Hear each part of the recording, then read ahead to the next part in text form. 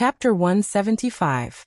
The bag that Miki Kujo sewed for Toru Watanabe was similar to a portable gift bag. Many high school students in Japan would carry a bag like this in addition to their school bag. They would use it to store items such as clothing for their physical education class or club.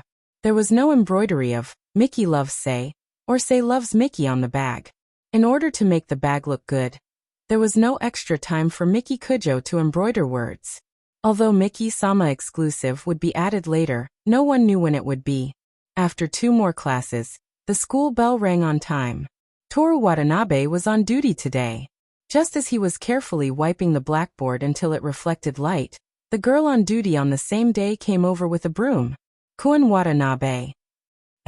Toru Watanabe wiped the blackboard up and down with a wet rag that had been wrung dry. Will Kujo-san go to the bonfire party? The girl surnamed Shimada asked. Yes, why? Nothing, I'm just asking. By the way, the floor is almost done. Kun Watanabe, you should hurry up and mop the floor together. Coming.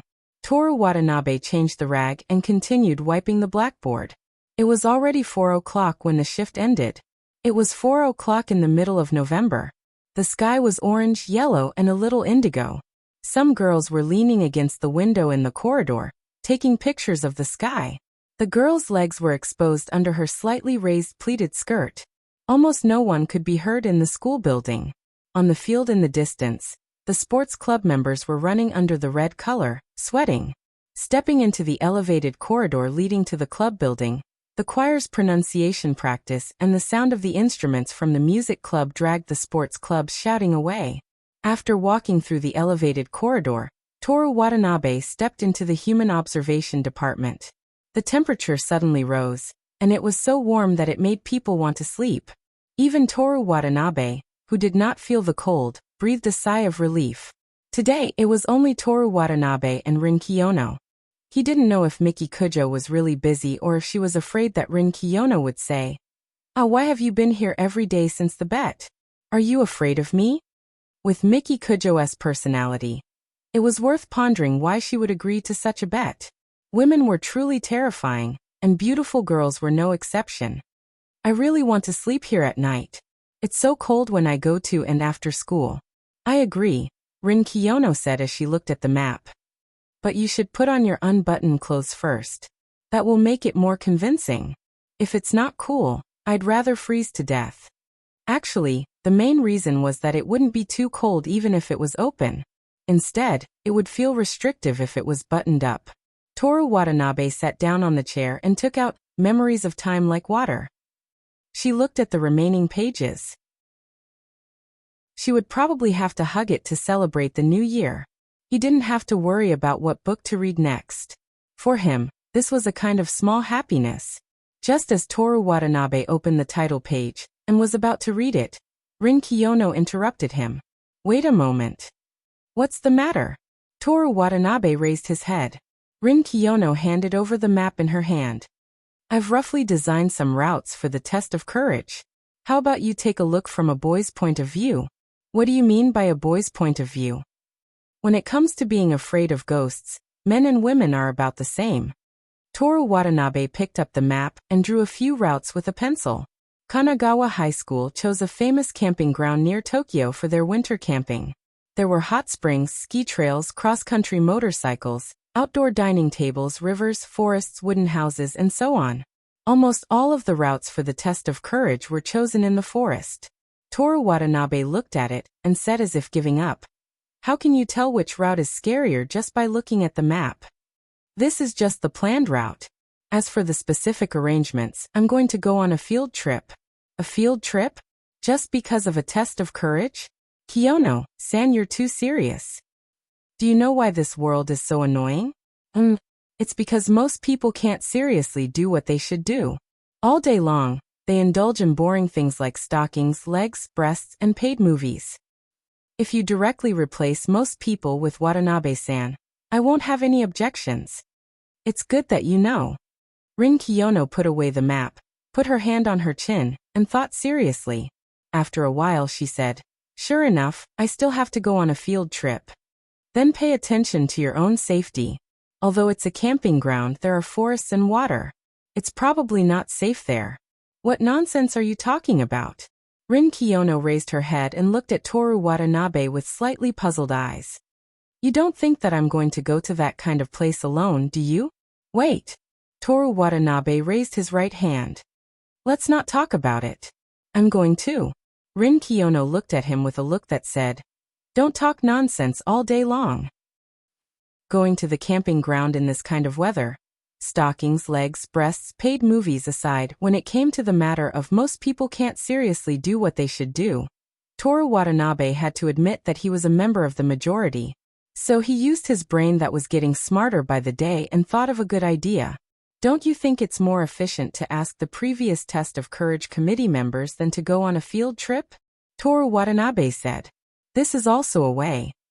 And even if you want to know the actual situation of the camping ground, you don't have to go to the site. What do you mean? Rin Kiyono asked. There are no secrets on the internet. Toru Watanabe knocked on the beach table with his index finger. I see. Rin Kiyono nodded. Considering that restaurants can be booked through mobile phones, and can even directly check the restaurant's environment and menu for that day, there's a high probability that the camping ground has the same app or forum. His reaction was fast, and he knew how to draw inferences, but he could not keep up with the trend. In this day and age, who would not know the actual situation and go there directly? Looking for information on the internet was the first reaction of a normal person. Also, Toru Watanabe's persistence in slacking off was not to be underestimated. Compared to the horror of the environment, the effect produced by the appropriate props may be better. As expected of my deputy minister, Rin Kiyono stared at Toru Watanabe and said in a slightly admiring tone, You can just praise yourself. I won't have any objections, minister. You don't have to be so modest. You are still a little useful. Rin Kiyono's flawless hand pressed on her chest that barely moved up and down. To be recognized by me, you are already more than 99% human. That was not the end, she continued. Considering that my personal proportion of 7 billion is almost insignificant, it is not too much to say that you are more than the entire human race. Arsan, I sincerely advise you that although narcissism is not a serious illness, it is best to treat it as soon as possible. Toru Watanabe sincerely suggested. Rin Kiyono snorted in dissatisfaction. Ask the former committee members of the courage test, the appropriate props and the map on the internet. She summarized Toru Watanabe's suggestion. The only thing you can do now is to ask the former committee members of the courage test. At the same time, you can also ask them about the last two things. That's it. Then let's go find the former committee members of the courage test now. Rin Kiyono stood up. Take care. Rin Kiyono wrapped a white scarf around herself and stared at Toru Watanabe indifferently. After she wrapped the scarf around herself, she still stared at Toru Watanabe without moving. Okay. Toru Watanabe sighed and closed his book. How do I find them? Rin Kiyono ignored Toru Watanabe's reluctant question and walked out of the warm activity classroom. Although the corridor was so cold that she subconsciously shrank her body, there was a slight smile on her beautiful face with her back to Toru Watanabe. Toru Watanabe closed the door and followed Rin Kiyono. They walked straight down the stairs, then down the stairs again. They walked straight until they arrived at the music classroom. After school, the largest number of people in the instrument club was indeed the most likely place to be a committee member of the courage test. Even if there was no one, it was convenient to ask. Lastly, to put it in a slightly exaggerated way, the instrument club was now a subordinate club of the Human Observation Department, so it was easy to order them around. Compared to the evil clubs that secretly manipulated the student council, the Human Observation Department at least had the advantage of numbers. Should he try to run for the student council president in his second year of high school? He could complete his grand hegemony of controlling all the women in Kamigawa, including the female teachers. Toru Watanabe opened the heavy soundproof door with messy thoughts in his head. At this point, the god-sama Kiyono, who was polite to everyone, would never say thank you to Toru Watanabe. She took Toru Watanabe's opening of the door as a matter of course. She crossed her arms and walked into the music classroom with stern steps. One of them was beautiful, and the other was handsome and delicate. As soon as they walked in, the music classroom went silent. Kiyono classmate? Watanabe classmate? Kaoru Hayami, who had been promoted to minister, walked up to her. Morning, senior. Rin Kiyono greeted her, and immediately got to the point. Can I disturb you for a moment? Sure. Kaoru Hayami nodded gently. What's the matter? Rin Kiyono glanced at Toru Watanabe. Toru Watanabe looked back at her. Why are you looking at me? I'm not your translator. Stop talking nonsense, hurry up. So fierce, so scary. Morning, senior, it's like this. Toru Watanabe told her about the DARE test. In other words, you're here to look for the first-year committee member of the DARE test? Kaoru Hayami confirmed. I won't let the instrument club help for free, Rin Kiyono said. I can be a judge for next year's selection. Selection? Kaoru Hayami didn't react. Rin Kiyono frowned slightly. Morning, senior. Don't you plan to select members of Group A through the selection next year? She might not have noticed it herself, but from Toru Watanabe's perspective, she wasn't asking at all, but questioning and interrogating. No, it's definitely strength that counts, Kaoru Hayami replied subconsciously. Rin Kiyono nodded satisfactorily. Do you see, everyone? The wind department is the ironclad proof that humans are observing their subordinates. Then I'll have to trouble senior to help us ask, Toru Watanabe said. Okay. Kaoru Hayami walked up to the podium and raised his voice slightly. Everyone, may I ask if anyone has been a committee member of the DARE test? The audience discussed for a while, but no one stepped forward. It's fine to know who has been a committee member, Toru Watanabe reminded them. I know. This time many people raised their hands. Ikeda from our class. Sumira from our class used to be a committee member too. Right, I remember that my Asahi-senpai was also a committee member. And it said that the DARE test that year was so scary that many people didn't even dare to go to the bathroom alone at night. My senpai was in the small classroom next door, Kaoru Hayami said. My Asahi-senpai. Rin Kiyono mulled over this name. Toru Watanabe whispered to her. Senior has to prepare for the entrance exam tomorrow. Let's not disturb her. Rin Kiyono turned her head and asked him. Senior will be admitted to Tokyo University tomorrow. Watanabe-san, do you still remember this? Toru Watanabe whistled. It was the tune of March for Endless Dreams. Thank you for your trouble, Rin Kiyono said to Kaoru Hayami, then called out to Toru Watanabe. Let's go, Toru Watanabe-san. The two of them left the music classroom and turned into the small classroom for the bass section. Asako Hanada was completely blocked by the bass. Aoi Ichiki was pushing the bass horn. Two tuba players that only their surnames were known. And my Asahi was guiding them. Sorry to bother you. Rin Kiyono greeted them. Senpai Asahi, can I talk to you about something? My Asahi looked at Rin Kiyono and Toru Watanabe behind her and nodded. Okay. Aoi Ichiki held the bowstring in her hand tightly and watched the three of them leave. At this time, the sky had turned dark. Soon it would be dark. There was no wind in the corridor, but it was still too cold for the high school girls who were only wearing stockings. The three of them returned to the activity classroom for the human observation department. Rin Kiyono finally let go of her arms and showed a relaxed and comfortable expression. When she took off the scarf around her neck, she habitually flipped her long hair. The faint fragrance of her hair reached Toru Watanabe's nose. Senpai Asahi, we're looking for you about the courage trial. In order to make it more effective, I'm going to. Looking at Rin Kiyono, who explained the reason, Toru Watanabe couldn't help but guess. Was it because she was too cold in the music classroom just now? After listening to Rin Kiyono's explanation, my Asahi, who was expressionless from beginning to end, nodded. I understand. She took the map and drew a line on it. Then, she spread her hands to Toru Watanabe. Toru Watanabe looked at her in confusion. Notes and pens. I'll write down all the props and scare methods. My Asahi's indifferent tone was mixed with an almost inaudible gentleness. Oh. Toru Watanabe took out the Mandarin notebook and pen case from his bag. When my Asahi took it, her index finger touched Toru Watanabe's hand. Rin Kiyono frowned slightly. My Asahi wrote down the relevant information in her notebook. The human observation department didn't make a sound. Rin Kiyono used her phone to search for information about the camping site. Toru Watanabe started reading Memories of Time Like Water. About 5 minutes later, Masahi put the 4-page notebook in the middle of the three of them. Toru Watanabe glanced at it.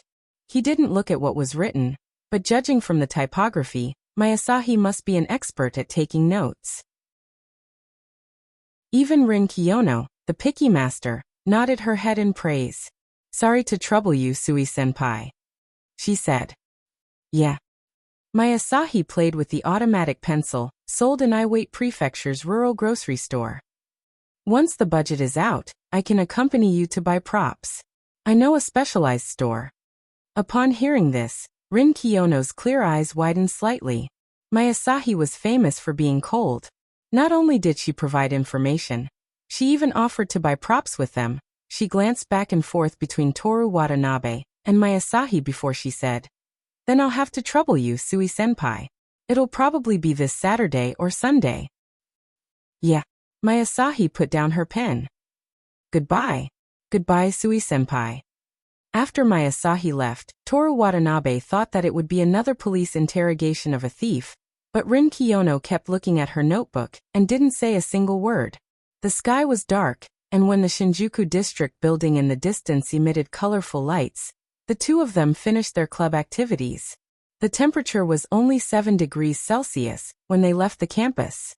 Osamu Kanai, who was only wearing sportswear, caught up to them. He must have just finished his club activities because he was sweating profusely. He walked to Toru Watanabe's right side. Rin Kiyono's face was hidden in her scarf. "Watanabe, I have something to discuss with you," he whispered. "What is it?" "Say, if a person is confessed to by another person, will that person care about the other person?" "No." Toru Watanabe gave a straightforward answer. He knew what Osamu Kanai was thinking. He was still thinking about Aoyachiki. "I think so too." Osamu Kanai patted Toru Watanabe's shoulder. Just when Toru Watanabe was wondering if he had guessed wrong, Osamu Kanai continued. "How can a confession be enough? My next move is to hold hands. If holding hands doesn't work, I'll hug. If hugging doesn't work, I'll kiss. If hugging doesn't work, will kissing work? You're already 16 years old. I suggest you don't harass women." "No. Anyway, that's not what I meant. Anyway, I just want you to know that I won't give up." Osamu Kanai showed Toru Watanabe his clenched fists. Because of playing baseball, his palms turned yellow. That was a sign of his hard work and also a condition for entering Koshien. "You should discuss this with Saito." Toru Watanabe refused. No, he'll definitely tell others about this. You're someone who's been tested." Osamu Kanai's test referred to when they returned from Kyoto.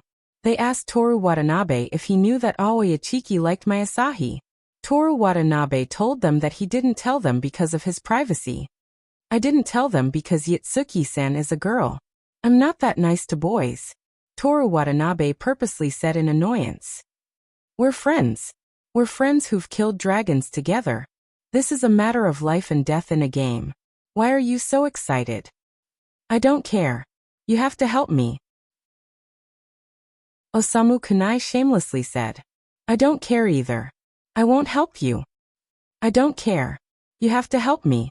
"No, it's too disgusting to talk to you like this. Please stay away from me." The evening breeze blew away this meaningless daily conversation. Rin Kiyono was on Toru Watanabe's left, and Osamu Kanai was on his right. The three of them went down the ramp and walked towards Shibuya Station. Chapter 176. In the third week of November, Rin Kiyono devoted the remaining 3 days to perfecting her plan for the quiz contest. Without her stirring up trouble, Toru Watanabe's life would have been smooth sailing. November 22nd, Sunday. It wasn't cold, but it was a day without the sun. Hugo, Levi est una fleur dont il aimera miel. Hugo, life is a beautiful flower, and love is the nectar. Toru Watanabe sat on the tatami.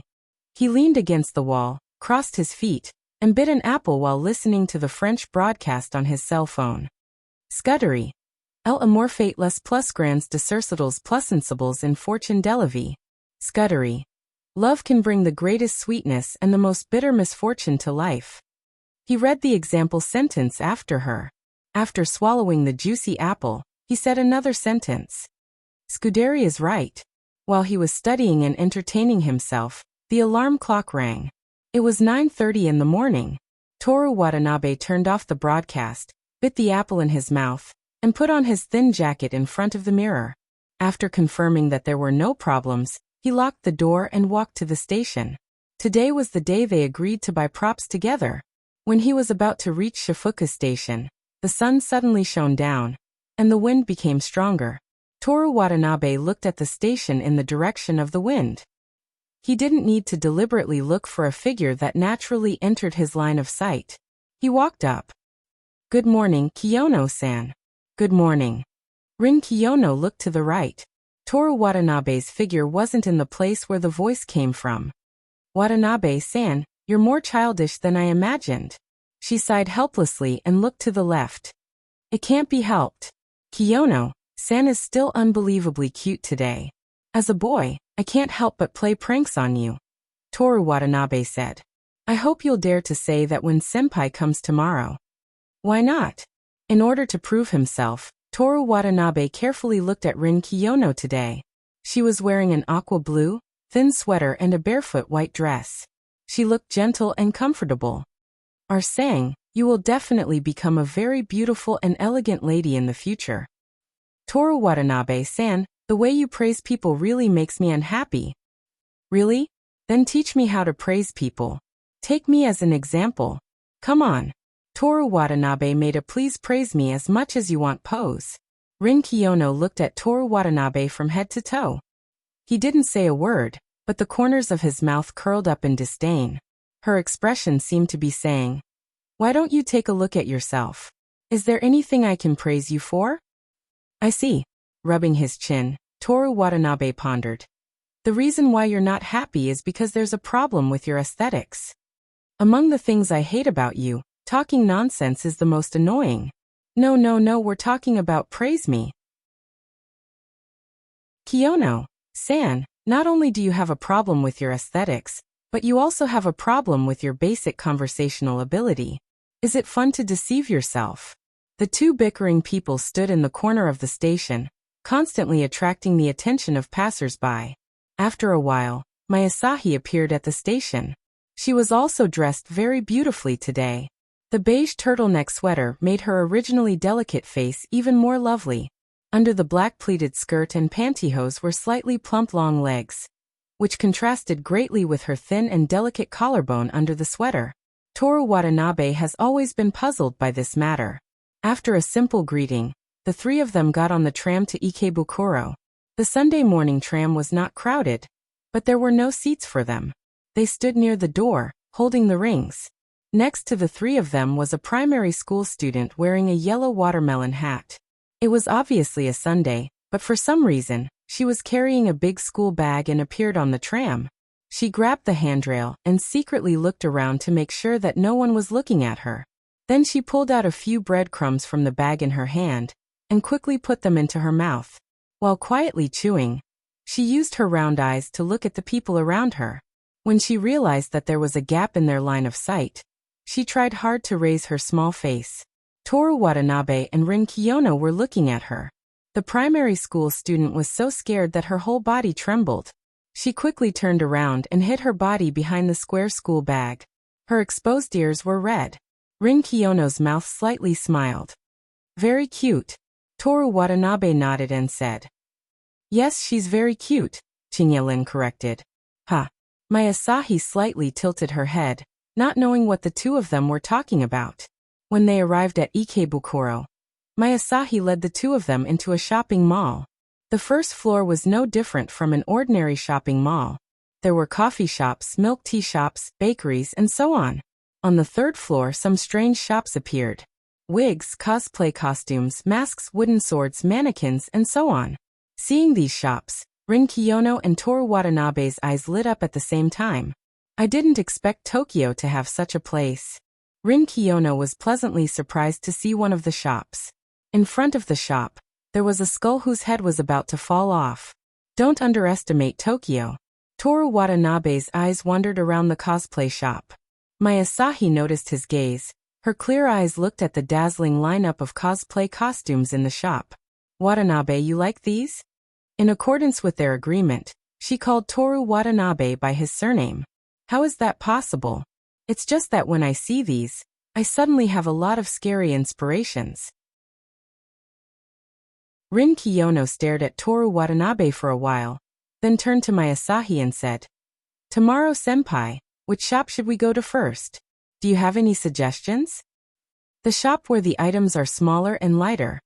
Rin Kiyono nodded in agreement and walked into the cosplay shop.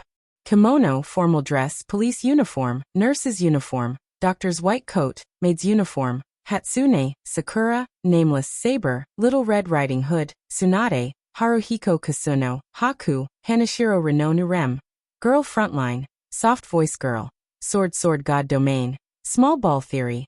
In that instant, Toru Watanabe almost compromised with Miki Kujo's agreement. She would wear whatever he wore for him. Imagine Miki Kujo with platelets. How about, just as Toru Watanabe was struggling at the edge of the abyss, Rin Kiyono walked over to the female lead of A Boring World Without Dirty Jokes. Hanashiro Renonu's combat uniform. This looks like it'll be useful. She reached out to feel the white fabric. The shop owner looked at her with a strange expression. Toru Watanabe hurried over and tugged at her aqua blue sweater. Rin Kiyono turned her head in confusion. This is... Toru Watanabe whispered into her ear and introduced the uniform. Rin Kiyono laughed disdainfully when she heard it. Why would I care about what others think? But I care about what others think of you. Let's forget about this. Rin Kiyono let go of Hanashiro Renonu's combat uniform. If that's the case, what are you waiting for? Be more proactive. Proactive? Rin Kiyono realized that there was something wrong with her words and hurriedly explained. I meant to pick out costumes and props. After that, she couldn't help but blush and scold him in a low voice. Idiot. Leave it to me. Toru Watanabe pretended that he didn't hear her last sentence. What else could he do?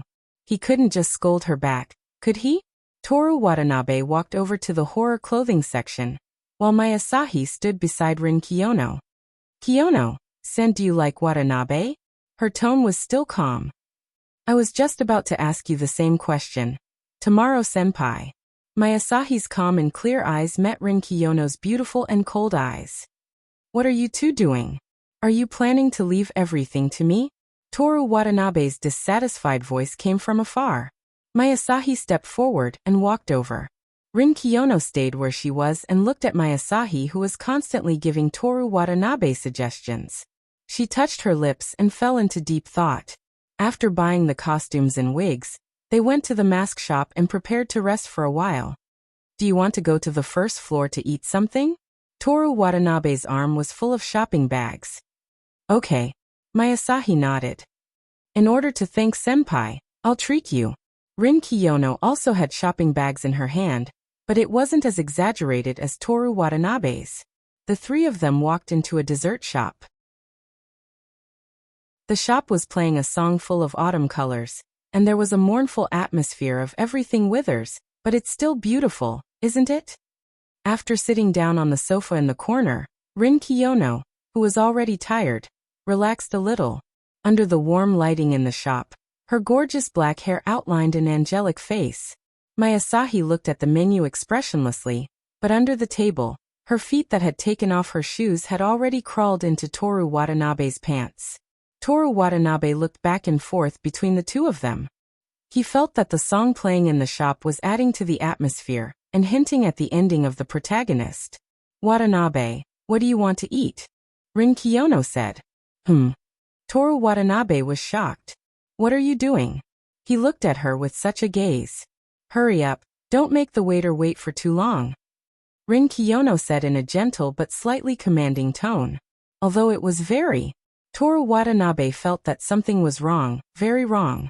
He remembered the words he wrote on the front page of his notebook. Be careful of arson whenever and wherever you are. I'll have this. Toru Watanabe acted as if nothing had happened and pointed at the mousse cake decorated with blueberries. Okay, I'll order this too. Rin Kiyono said. Senior Mingri, What do you want? This. My Asahi's slender finger pointed at the picture of the cheesecake. Just these 3. Rin Kiyono said to the waiter. Okay, please wait a moment. The waiter looked at Toru Watanabe enviously and left with the menu. After the waiter left, Rin Kiyono said, I'll have to trouble Senior Mingri today to accompany me and Watanabe. My Asahi shook her head. Toru Watanabe felt so guilty that he moved away from my Asahi's feet. Could it be that he had been discovered? Watanabe, you should also say thank you to Senior Mingri. Rin Kiyono said again in a gentle but slightly commanding tone. Oh, thank you, Senior Mingri, Toru Watanabe said. It's okay. My Asahi hooked Toru Watanabe's feet over with her legs. Speaking of which, Sano Rin picked up the cup of black tea on the table and took a sip. Watanabe once called Minami-senpai Masaki-senpai in front of me. It's just a slip of the tongue, Toru Watanabe said. In the whole of Tokyo, I only call Miki by her name. Then what if I let you call me by my name in the future? Rin Kiyono looked at Toru Watanabe through the steam of the black tea. That depends on whether you're willing to, Kiyono-san. Rin Kiyono thought for a moment and said, if it's whether I'm willing or not, I probably won't agree. But if you insist on calling me by my name, other than at the beginning, I don't think I'll object. Toru Watanabe's heart skipped a beat. He didn't even care about the naughty legs under the table. Although he didn't know what Rin Kiyono was doing, she never lied.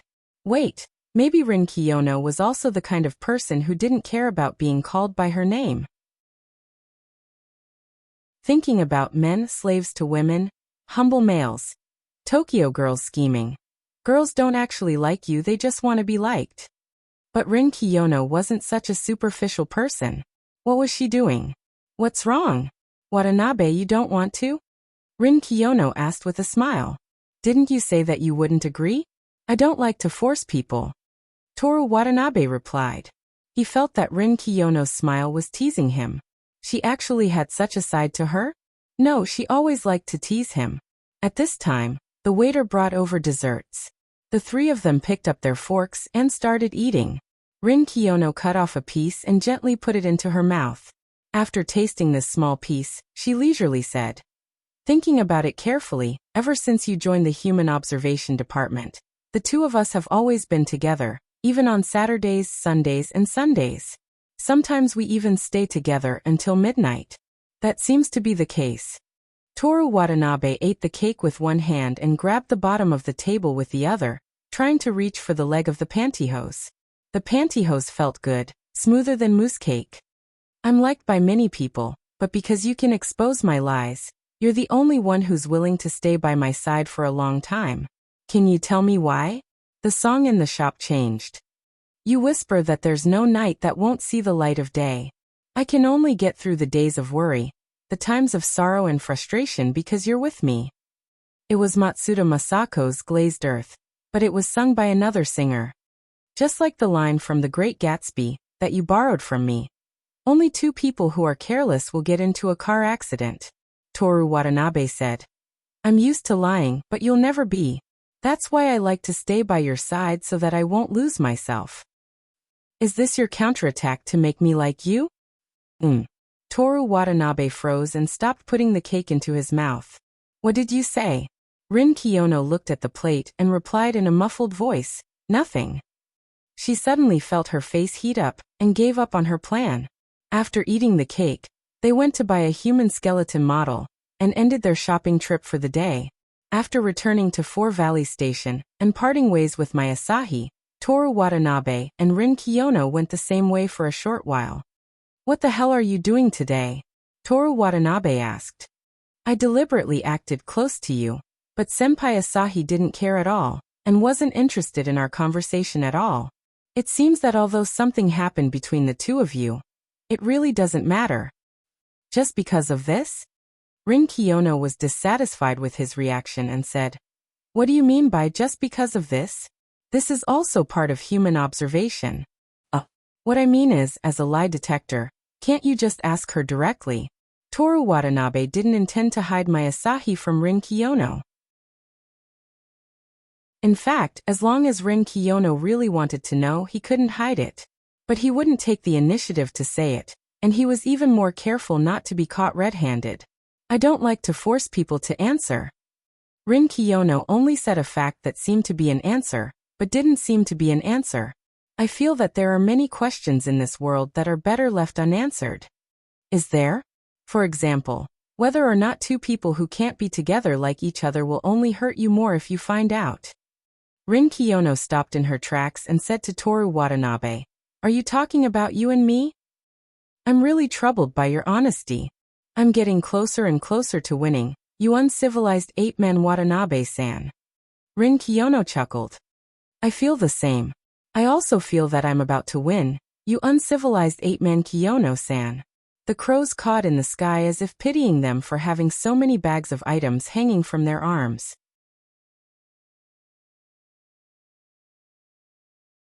Chapter 177. The 23rd, Monday, the last week of November. Compared to next week's winter camp, most students in Kamigawa cared more about this week's monthly test.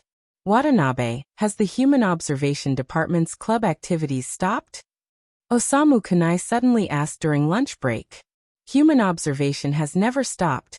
Toru Watanabe repeated Rin Kiyono's principles for governing the department. What's the matter?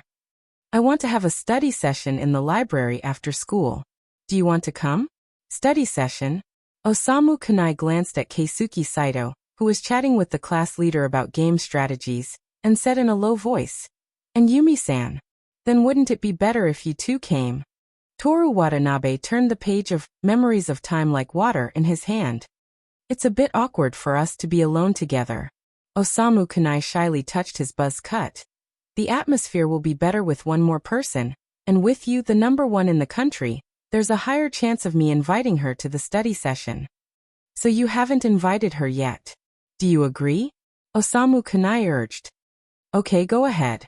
I'm going to study hard anyway and keep my number one in the school, Toru Watanabe said casually. Unlike the national mock exam that only tested the knowledge of the first year of high school, this time it was an internal exam that tested the knowledge of the entire high school. If he went from number one in the country to number 3 in the school, he would definitely be laughed at by the two girls, because Toru Watanabe also laughed at them last time. Good brother. Osamu Kanai patted Toru Watanabe's shoulder. What are you two talking about? Keisuke Saito came back. Nothing. Osamu Kanai replied. Watanabe was talking to me about the paid movie he saw in Kyoto last time. How was it? Is it nice? Keisuke Saito naturally lowered his voice. Toru Watanabe pondered over the French example. Oh. Junior girl type. I don't really like her. I thought it was senior sister. Osamu Kanai laughed evilly. Tiesuke, give it to me. I like junior girls. Tell me their names. Keisuke Saito urged in a low voice. Ipiek-soo. Toru Watanabe had a good memory, and casually signed up for a decent movie. But she didn't seem to be his junior, but his younger sister? Or does she look like a junior? The distant memories were a little mixed up. But one thing is for sure. The girl is wearing a school uniform with the word Mei on it. Keisuke Saito should not be disappointed. Keisuke Saito picked up the pen on Toru Watanabe's desk, and wrote the name on the notebook. Then, Osamu Kanai repeated the same action. After the 3 afternoon classes, Osamu Kanai was on duty. Toru Watanabe first went to the Human Observation Department to report to Department Head Kiyono about the study club. Do you need my approval? Rin Kiyono asked with a smile. Her tone and smile were ambiguous, as if she was hinting at something. The club classroom was suddenly filled with magic. Toru Watanabe relied on his strong willpower to break free from this magic. The school rules are like this. I can't do anything about it, he said. I see. Rin Kiyono nodded. I'll go too. Ha. What did you say? Her answer was a little unexpected. Toru Watanabe subconsciously confirmed it. Can't I? Rin Kiyono tilted her head slightly and asked. Toru Watanabe felt that something was wrong. This girl's words and actions today were too cute. She was usually cute too. How can that be? It's not that you can't. But don't you dislike group activities? Anyway, it's studying, right? As long as they don't say anything, I can pretend that they don't exist. Rin Kiyono smiled. Her thin lips blossomed into a smile like a flower. Her eyes were decorated with long eyelashes, and the spring after winter seemed to be hidden in them. After a few seconds of silence, Toru Watanabe said, "What's wrong with you today? You're so gentle. I'm a little scared." "Gentle? Didn't you notice? You looked like a girlfriend who has been conquered by me just now." Rin Kiyono rubbed her chin and pondered. "It seems that overdoing it is as bad as not doing enough. Did you do that on purpose to make me like you?" Toru Watanabe asked. "What else could it be?" Rin Kiyono laughed haughtily. "Even if, and I'm saying what if, and the possibility of this is very small. If the two of us really get together, don't expect me to have a good attitude towards you who is full of lies. Forget about the attitude. At that time, can I touch your legs every day?" Rin Kiyono's expression suddenly turned cold as she stared at him with a sharp gaze. "Just like that, you're back to being the department head I'm familiar with." Toru Watanabe was happy. On the contrary, Rin Kiyono was expressionless, and her beautiful face looked extremely frightening. Department head, Are-san Kiyono-san, it's time for the study session." The two of them walked out of the activity classroom and headed towards the library. Rin Kiyono didn't bring her backpack. She only held a few red exam preparation books in her arms. "Let me see." Toru Watanabe reached out to her. Rin Kiyono handed the books to him. Her body heat was still lingering on them. "Wazida?" Toru Watanabe looked at the words on the book. "Are you planning to go to Wazida?" "No, I've already finished all the questions from Tokyo University." Rin Kiyono replied with her arms crossed. "I've also finished all the questions from Tokyo University, but I chose the second set of questions from the wisdom section." Toru Watanabe opened the book. There were about 20 pages filled with beautiful handwriting. "So this question requires this kind of solution. Now it's mine. Huh. This question can also be wrong? TSK. Rin Kiyono angrily took back her red exam preparation books. She was afraid that they would be cold, so she hugged them in her arms again. Before the exam, the club activities stopped. Many people came to the library. Kanagawa High School's library wasn't as big as the university's, but there weren't as many students. There were still many empty seats. The two of them found a seat nearby so that Osamu Kunai and Aoi Ichiki could see them. After sitting down, the two of them immediately began to study without saying a word. The library was filled with warm air. Rin Kiyono's originally tense body gradually relaxed. 5 minutes later, Osamu Kunai and Aoi Ichiki walked over side by side. "Sorry we're late." The two of them greeted each other and sat down. Rin Kiyono didn't say a word. Toru Watanabe replied with an and didn't raise his head. Aoi Ichiki took off her scarf and suit jacket. She was only wearing a shirt and a beige sweater. She rubbed her hands, took out a book of questions, and buried her head in it. Osamu Kunai looked at her, then looked at Toru Watanabe. He wanted to say something but didn't. In the end, he reluctantly started to read as well. The bell rang at 4:45. At this time of the winter, it was time to leave school. The library was still quiet. Only the buzzing of the heater could be heard. In the distance, a few students who were rushing to cram school were packing their bags and preparing to leave. Aoi Ichiki stared at a math problem for 3 minutes. In the end, she decided to ask for help from the three of them. Who should she ask? Rin Kiyono was a girl. Her grades were better than hers, but her personality was too cold. Their relationship didn't change at all after the music competition and the study trip. Toru Watanabe was the number one in the country. She could tell that he was terrifyingly smart just by looking at his eyes.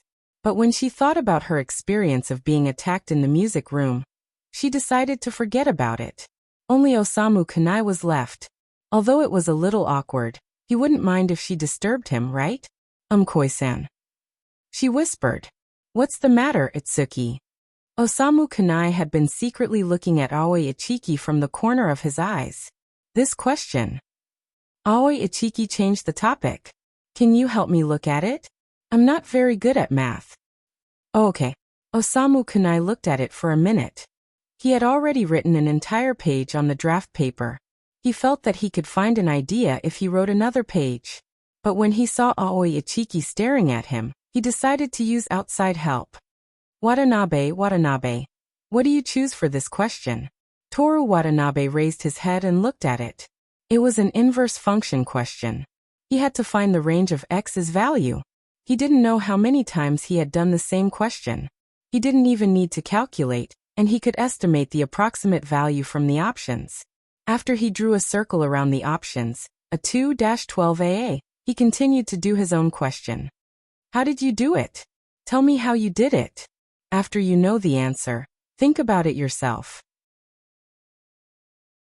Don't just be a beggar all day. Toru Watanabe lectured. Osamu Kunai held the question book and blinked innocently at Aoi Ichiki.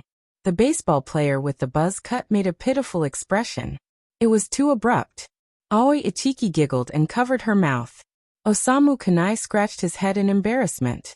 Just as he was about to continue the conversation, Rin Kiyono glanced at Aoi Ichiki, who was laughing happily. Aoi Ichiki immediately closed her mouth. She took back her question book and stared at the question. Osamu Kunai. At 6 o'clock, Rin Kiyono returned to the Human Observation Department. Aoi Ichiki also had to go to the piano department. Toru Watanabe and Osamu Kunai rarely left school together. At the shoe cabinet, Osamu Kunai said, "Can you think of a way to stop Kiyono classmate from coming tomorrow?" "What's wrong?" Toru Watanabe took out his sneakers and bent down to put them on. "I made Itsuki classmate laugh just now. I wanted to take the opportunity to chat with her, but Kiyono classmate glanced at me. I was so scared that I didn't dare to speak." "Are you stupid?" Toru Watanabe straightened up and put his indoor shoes back in the shoe cabinet. "What do you mean?" Osamu Kunai changed his shoes very quickly. He never loosened the laces and just stuffed his feet in. Aoi Ichiki likes girls. What's the point of chatting with her? Also, it's a study session. Chatting with her will only backfire. But the reason I organized the study session was to chat with her.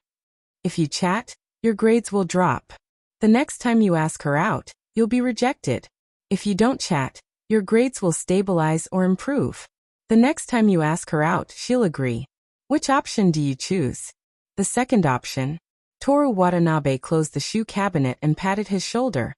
As long as you stay together for a long time, there will always be a chance. You have to learn to look at problems with a long-term perspective. You're the best. Osamu Kunai was impressed. What's a long-term perspective? Can you tell me more? Let's talk at KFC. Not going to the family restaurant? Wait, it's my treat again? Did I help with the study session? Do you still want to listen to long-term perspective? Okay. I wanted to buy a new game, but I'll have to wait until next month. Osamu Kunai accepted his fate. Aren't you embarrassed? Miss Kujo's boyfriend asks me to treat him every day. What are you talking about when you own a house in Shinjuku? My family is so poor that I only have a Honda motorcycle and a K-car. The sky was getting dark, and the moon was faintly visible in the sky. After the free dinner, Toru Watanabe and Osamu Kunai said goodbye to each other in front of KFC, and got on the tram to Chiyoda. Miki Kujo's courtyard was now unobstructed. "Where's Miki?" he asked a maid. "Miss is in the bedroom." Toru Watanabe quickly went up to the third floor.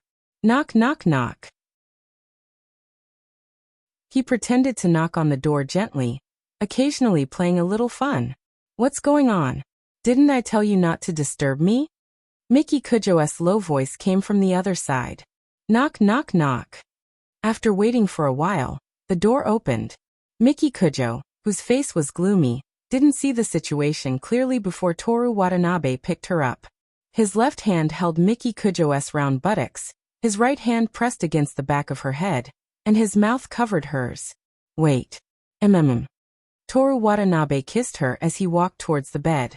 At the bedside, his left hand held Miki Kujo's upper body firmly, while his other hand skillfully pulled down her pantyhose. It was taken off in one go.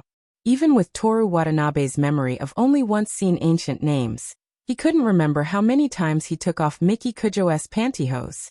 During this process, Toru Watanabe didn't let go of her lips. That soft and tender feeling made him forget to leave. "Wait a minute. What's wrong?" Toru Watanabe's target shifted downwards, and he kissed her beautiful snowy neck. Miki Kujo twisted her neck, as if she was afraid of being tickled. Behind.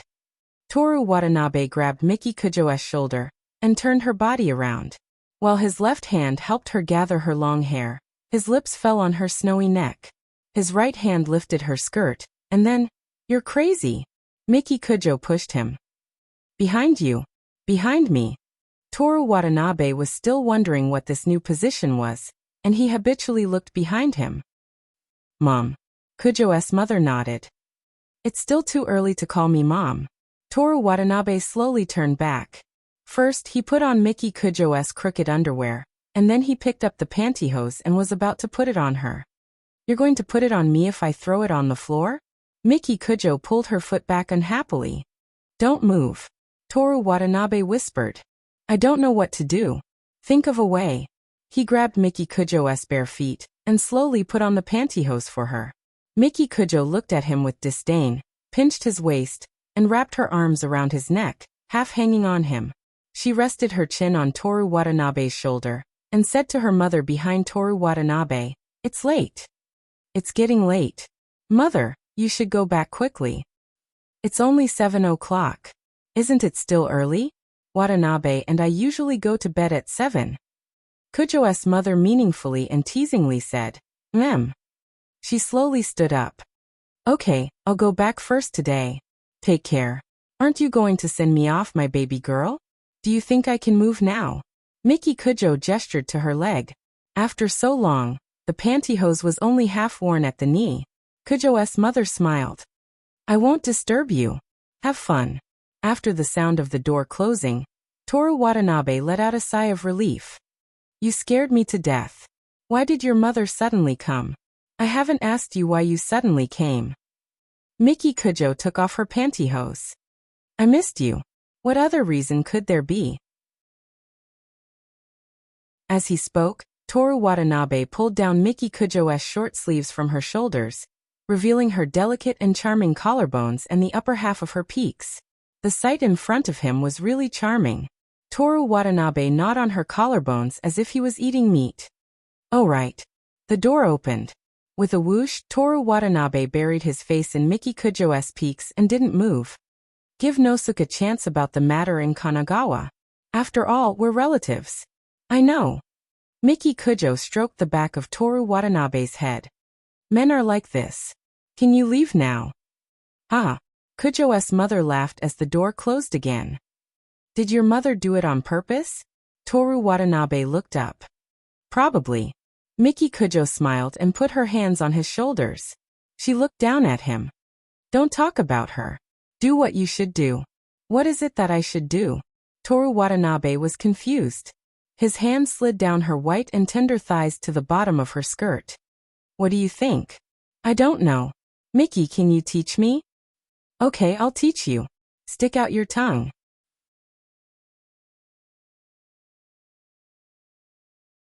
Chapter 178. Toru Watanabe sat by the window with his elbows on the table. He was dozing off. Aona Koizumi walked to him and patted him on the shoulder. Toru Watanabe opened his eyes. "Are you asleep?" Aona Koizumi asked softly. "No, I'm just resting," Toru Watanabe replied. "Check again," Aona Koizumi said and walked to the first group. Watanabe Toru stared at his teacher's graceful back for 2 seconds before he rested his face on his right hand and continued to sleep. Outside the window, the clouds cut through the winter sky. It was November 27th, the last exam venue for the monthly test. The first study session was 4 days ago. The bell rang. "It's time for the exam. Students, please put down your pens." Toru Watanabe yawned with his eyes half open. He only became more awake when Aona Koizumi finished collecting the papers, and the classroom became noisy. Society is too difficult this time. Was it Suliewu or Kubilai who killed Mulei? Who knows? Why is there such a question? The history teacher must be crazy. I saw him talking about the 3 kingdoms, so I tried to read it before the exam. Now he's testing Mongolia. Kuin Watanabe, what's the result of the last math question? It was noisy until Aona Koizumi walked into the classroom again that it finally quieted down. Thank you for your hard work. The monthly test is over. The results will be announced next week. A student raised his hand. Teacher, can we announce the results after we return from the camp? Bad results? Aona Koizumi asked with a smile. Super bad. It's too difficult. It's harder than the national exam. Everyone fought to complain. Aona Koizumi listened to them and said, If your English drops, I will be angry. The boy immediately expressed his loyalty, saying things like, Even if I die, I won't let English lose a point. I guarantee that English will be the highest score among the 5 subjects, and so on. It wasn't that there weren't any boys who could do these 2 things at the same time. But there wasn't a single one who could guarantee 100% success. Even someone as smart as Toru Watanabe couldn't guarantee that he would score the highest in English. After all, he always got full marks in a few subjects, but it was hard to say which one was the highest. After talking about the exam, Aona Koizumi gestured for everyone to keep quiet. Although we still have to announce the results, analyze the test papers, and sort out the wrong questions, we'll be going camping next week. Don't let the scores affect your mood.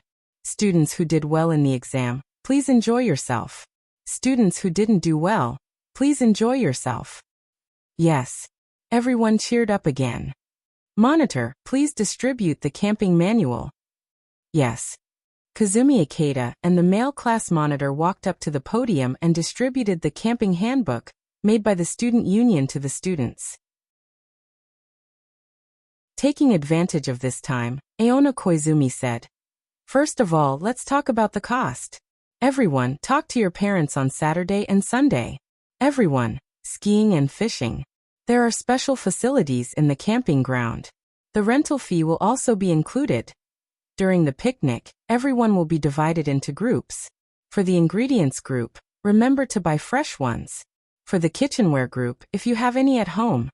After the class meeting, because school ended early, the school organized a big cleaning. Toru Watanabe was responsible for cleaning the window next to him. Just as he breathed into the window, Osamu Kanai, who was in charge of moving his desk, chatted with him while moving his desk. Watanabe. Yes. Student Itsuki is in charge of ingredients in her class, just like me. Congratulations. Toru Watanabe wiped a black spot. This is fate. Osamu Kanai moved Toru Watanabe's desk. I asked her to buy ingredients on Tuesday after school. That's good. The black spot was very stubborn. Toru Watanabe sighed. But there are a few girls in her class together. When the time comes, help me lure them away. What do you think I, Watanabe, am? The handsome second male lead next to the male lead. I'll give you one more chance. Toru Watanabe whipped the rag into the air. There was a crackling sound in the air. Barbecue at Shushu Garden later. My treat. Koizumi, what's the relationship between us? Your business is my business. You're just doing it for the barbecue, right? Why would I? We Iwate Prefecture people are always willing to help others. After the window was cleaned, Toru Watanabe, who had nothing to do, was called over by the girls to help take out the trash. After a while, the cleaning was finally over. Everyone went to participate in their respective club activities. Toru Watanabe carried his backpack and slowly walked towards the human observation department. In the hallway, 2 girls wearing sweatpants were lifting each other's skirts. When they saw Toru Watanabe, they covered their mouths and noses with their hands and shyly turned their heads to hide. If possible, Toru Watanabe hoped that the conflict between Rin Kiyono and Miki Kujo could also be resolved by lifting each other's skirts. Walking through the hallway dyed red by the setting sun, he walked into the Friday activity classroom accompanied by the sound of the wind instrument practice. By the window, the beautiful girl was reading as usual. The room temperature was very comfortable. It was so warm that it made people want to sleep. And there was indeed someone who did so. Miki Kujo slept on the sofa. She didn't wake up until school was over. It seems that Toru Watanabe stayed overnight at Chiyoda's place for a week, and the after-effects were extraordinary. After the cold rain on Saturday and Sunday, it was Monday morning, which was also the morning of the first day of December. The system Useless Cheating was refreshed. After experiencing several futile attempts, Toru Watanabe didn't care about checking the timing anymore. He opened it directly. New product. Time bookmark. Time bookmark. Time is a book. Then let's stop reading here for today. Hint. Set the time in advance. There is no limit to how long it can be. Once used, the player will also be suspended. Does this mean that if I use this bookmark, nothing will change except that my points will be reduced by 1,000 points? Even the user himself will only know that time has been suspended. There will be no difference from other people? Is it just to cheat points? Does it not intend to suspend time at all? Toru Watanabe spent 5,000 points to exchange for 5 bookmarks, betting that Yusheng might respawn an item that could make him immune to time suspension. Next was the skills. Skills: Beginner, Singing 100, Beginner, Bread Baking 1000, Master, Snooker 10,000, Master, Coronary Artery Bypass Transplantation 100,000. What's a coronary artery? Toru Watanabe thought that it might be human alchemy and wiped the black screen to light up his phone. Unable to adapt to the strong light, he subconsciously squinted his eyes. After a while, he threw his phone aside and went to sleep. Heart bypass surgery is heart bypass surgery. Why are you talking about coronary artery bypass transplantation? Are you bullying me because I don't read medical books? December 1st. It was drizzling and the southwest wind was blowing. After doing sit-ups and push-ups, Toru Watanabe took a shower and walked down the stairs of his rental house. He looked up at the sky through the transparent umbrella. The breath he exhaled from his mouth flew in the wind like white clouds. Every time the white fog floated up and dissipated in the rain, the coldness seemed to increase. He was still wearing a shirt and a suit jacket today, and the jacket was unbuttoned. All the credit should be due to the chi and blood medicine. Even if he had been exercising every day since spring, Toru Watanabe still knew his limits. Not being arrogant like this is also one of the things that makes me amazing. I learned the brackets from Rin Kiyono. Toru Watanabe spun the transparent umbrella, and the rain formed a small waterfall. He walked towards the train station. It was raining, and the shoe cabinet was wet. There were water droplets from the umbrella and dirty water from the soles of the students' feet. Toru Watanabe put the umbrella in the bucket and took out the love letter and indoor shoes from the shoe cabinet. He stuffed the love letter into his bag and was putting on his shoes when Rin Kiyono walked over. She wrapped herself up tightly. Apart from a scarf, she wore a beautiful and fashionable winter coat over her school uniform. Good morning, Kiyono. Good morning.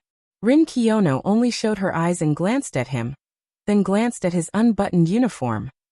It's not to be cool. I'm really not cold, Toru Watanabe said. Lies. It's true that I'm not trying to be cool, but I'm really not cold. If you don't believe me, feel my hand. As he spoke, Toru Watanabe subconsciously took his right hand out of his pocket and reached out towards Rin Kiyono. Halfway through, he suddenly realized that this action was inappropriate. Moreover, Rin Kiyono could tell if he was lying or not. He was about to put his hand back into his pocket, but Rin Kiyono had already grabbed his hand. Her hand was unimaginably cold, like walking barefoot on the tiles in winter. Her hand was very small and tender, like a newborn deer. It was so small and pitiful. Rin Kiyono nodded, as if acknowledging that he was not cold. She slowly continued to change her shoes. Toru Watanabe stood beside her, wondering if he should give her some chi and blood medicine. It was indeed a good thing, worthy of the awkward introduction of nourishing the innate, nurturing the acquired, nourishing the source of life. But Rin Kiyono's body was cold, and she was afraid of the cold for a long time. If she suddenly got better this winter, the Missy at home would definitely notice. Kiyono's spirit had never exercised. With such a sudden change, Miki Kujo would immediately point the finger at him, who had a criminal record. Then hiding the chi and blood medicine would be a small matter. If he didn't give it to his girlfriend and gave it to another woman, it would definitely usher in a bloody winter. It was really difficult.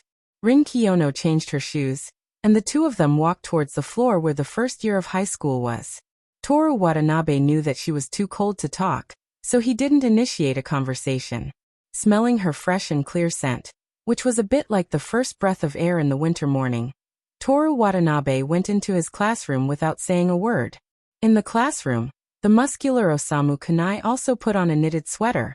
Regarding Toru Watanabe's arrogant outfit, the boys and girls of class for all thought that he was just acting cool. Toru Watanabe was too lazy to explain to them. He didn't want to let these people touch his hand. At noon, the academic results were posted. Although it was raining and the corridor where the results were posted was full of water, it was still crowded with people. Osamu Kanai was concerned about Aoi Ichiki's results, so he dragged Toru Watanabe and Keisuke Saito along. "Excuse me."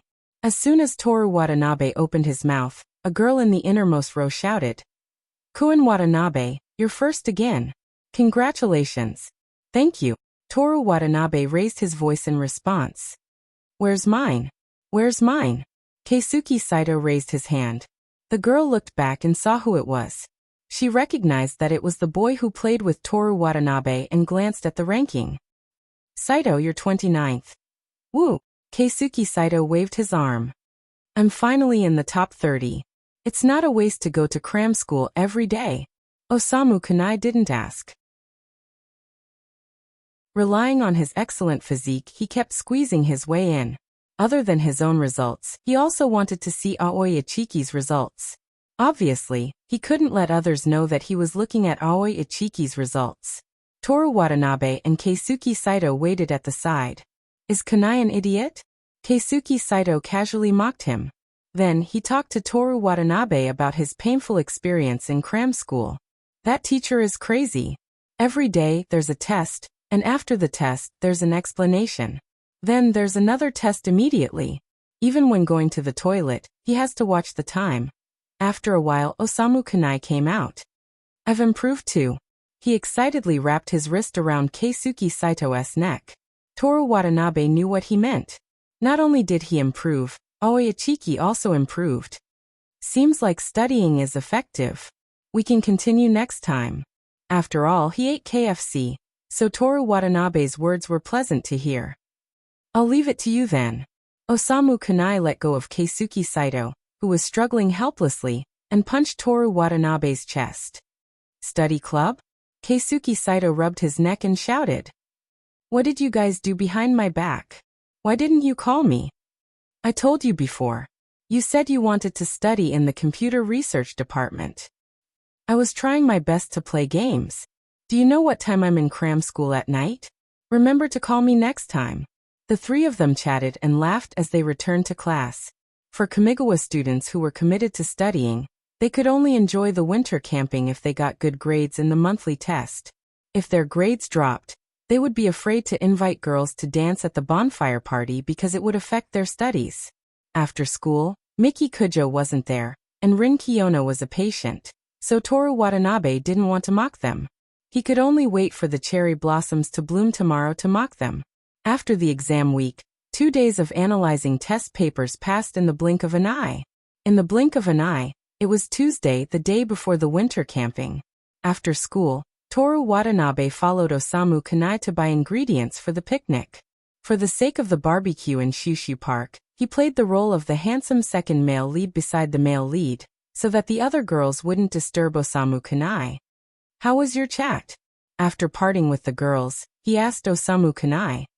"As you said, we agreed to participate in the test together," Osamu Kanai said excitedly. "Leave the rest to me. I guarantee that she'll be scared into your arms. It's not good for us to scheme against a girl like this, right? Then I won't be scared." No, I'm just saying. Don't take it seriously, Uncle Watanabe. You're just a cheap person. As long as it's not illegal to chase a girl, you can use any method. Be a little more ruthless. A mere test is nothing. Next time, I'll teach you a few tricks. I won't eat your dinner for free." Before Toru Watanabe could finish bragging, his system flashed. "You have a new message." After parting ways with Osamu Kanai, he took the tram back to his apartment. He clicked on it. Temporary event. On December 4th after dark, East Kyoto Kamigawa Private High School will hold a bonfire party. Event content. Dear player, do you remember the women's court training at the Kyoto High School restaurant? At the end of the bonfire party, Hold hands with Rin Kiyono and Miki Kujo and dance with them. Event duration. Before the end of the final song. Event reward. Wish list. Wish list. Write down your skills. The shop will refresh next month. Beginner, basic, expert, and master. Toru Watanabe looked at this event. No warning about personal risks.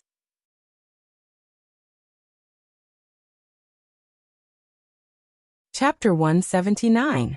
From the map drawn by the art department in the camping manual, the location of the winter camping was very far away, and it was definitely not as simple as near Tokyo. But in general, the entire island country was not that big. A casual trip was across provinces, and it was not wrong to say that it was near.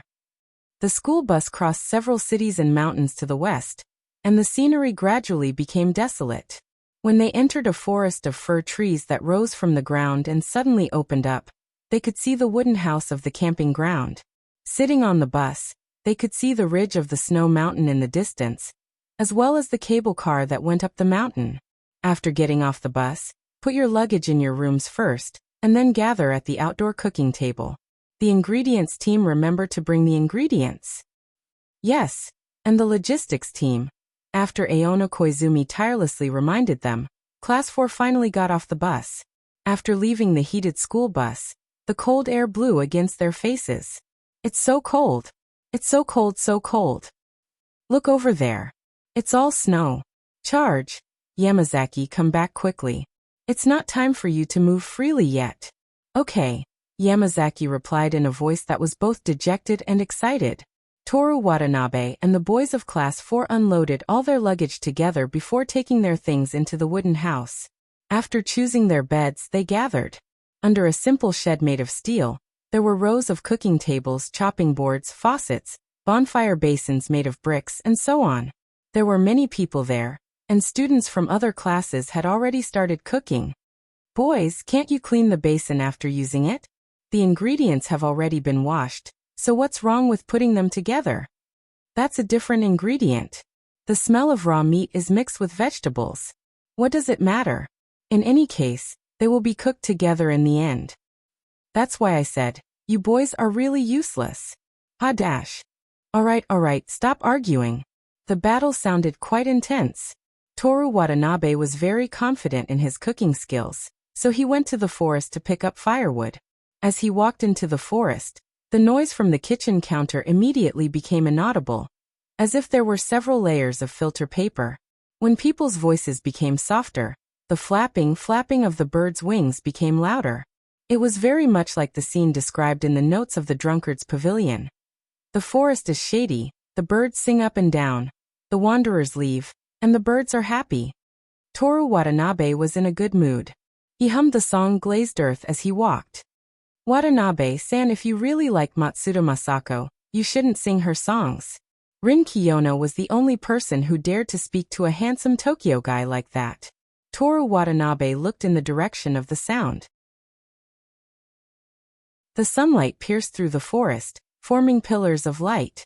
One of the biggest pillars of light shone on the beautiful girl, sitting on the wooden stump. Her body seemed to merge with the warm winter sun as she spread her wings and turned into an angel. However, the pile of firewood at the beautiful girl's feet pulled her back, turning her into an ordinary, overly cute girl who collected firewood. Are you following me? Toru Watanabe said.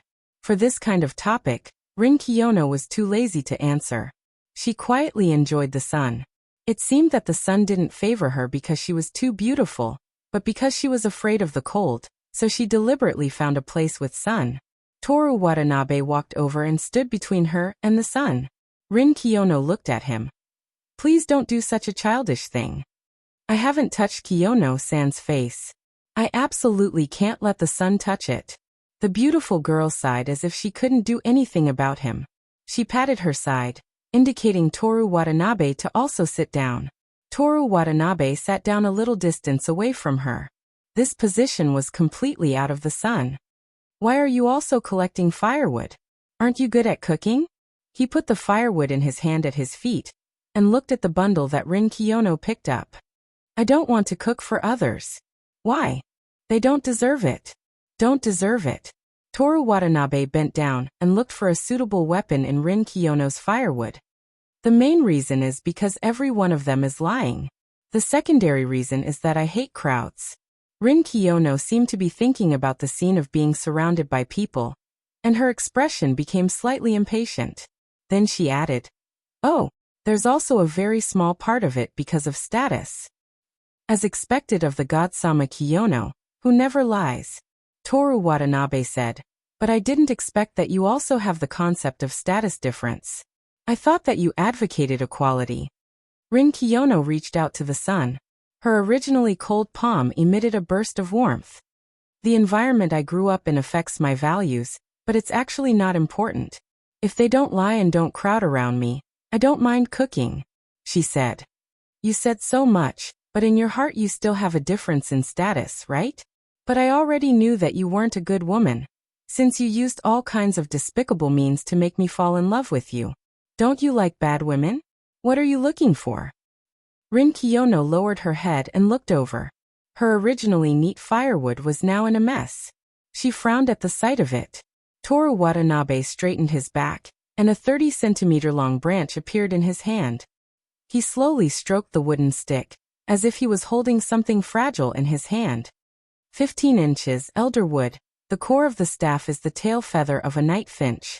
Toru Watanabe muttered. Rin Kiyono pressed the space between her eyebrows as if she had a headache. Her beautiful face was filled with helplessness. Toru Watanabe used Voldemort's graceful posture to point the wooden stick at the sky. "Call the wind and summon the rain." The sun was still shining brightly. The birds in the distance were startled, and the sound of their wings flapping became louder. "Oh, I see." Toru Watanabe seemed to understand something as he muttered to himself. "Is it because I didn't kill the original owner, so you're still unwilling to pledge your loyalty to me?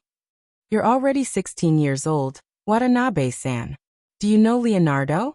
The one who froze to death on the Titanic at the age of 20 is still playing with a water gun at the age of 42. The one who froze to death was the 20-year-old Jack he played. You have to learn to grasp the main point, Kiyono-san. What I mean is there are people who play with water guns at the age of 42. So it's reasonable for me to play with a magic wand at the age of 16. There was silence in the forest. Only the sound of birds chirping could be heard. Rin Kiyono suddenly laughed softly. She used a helpless and amused tone inside. "You always have a lot of reasons." Rin Kiyono's laughter came from the bottom of her heart. Toru Watanabe hadn't seen it for a long time. Even though he couldn't bask in the sun, he still felt a warm current flowing through his body. "Wait." Rin Kiyono looked at him in confusion. "You're not using despicable means to make me like you again, are you?" "No, what's next is..." Rin Kiyono took the old magic wand and pointed it at Toru Watanabe. "Fall in love with me, Watanabe, the infatuation curse." She leaned over slightly, and the two of them stared at each other at an extremely close distance. Her lustrous lips exhaled a warm breath mixed with a faint white mist. Her eyes were as deep and charming as the Milky Way in spring. Her long hair was as smooth and black as silk. Her voice was clear. Her waist was slender. And her soul was strong and lonely. Was this the infatuation curse? Toru Watanabe's heart felt like it had stopped beating. "I have to go find my Mickey." He stood up. "Are you moved? Can't control yourself? Have you fallen in love with me?" Rin Kiyono stared straight at him. "Don't talk nonsense. I just want to be best friends with you." "Best friends? This is the first day of camping. There are still 2 days left. I'll make you change your mind. I'll definitely win this game. Goodbye." Toru Watanabe took back the old magic wand, picked up the firewood, and disappeared into the forest. Rin Kiyono suddenly realized that something was wrong. "Why did you take mine away?" Toru Watanabe waved his hand without looking back. He seemed very pleased with himself. Rin Kiyono closed her eyes. She didn't like noise and the cold. She really liked this forest where she could bask in the sun. Coward. Asterisk asterisk asterisk asterisk asterisk. He walked out of the forest and arrived at the kitchen counter. "Where should I put the firewood?" he asked Kazumi Ikeda. Kazumi Ikeda was beating eggs quickly. "Koen Watanabe, thanks for your hard work. Send it to the cooking place. It's over there. Toru Watanabe walked in the direction indicated by her chin. Almost all the boys here were kicked out of the kitchen counter because they were clumsy. Keisuke Saito and the male class monitor squatted in front of a pit, guarding a box of rice that was placed directly on the fire.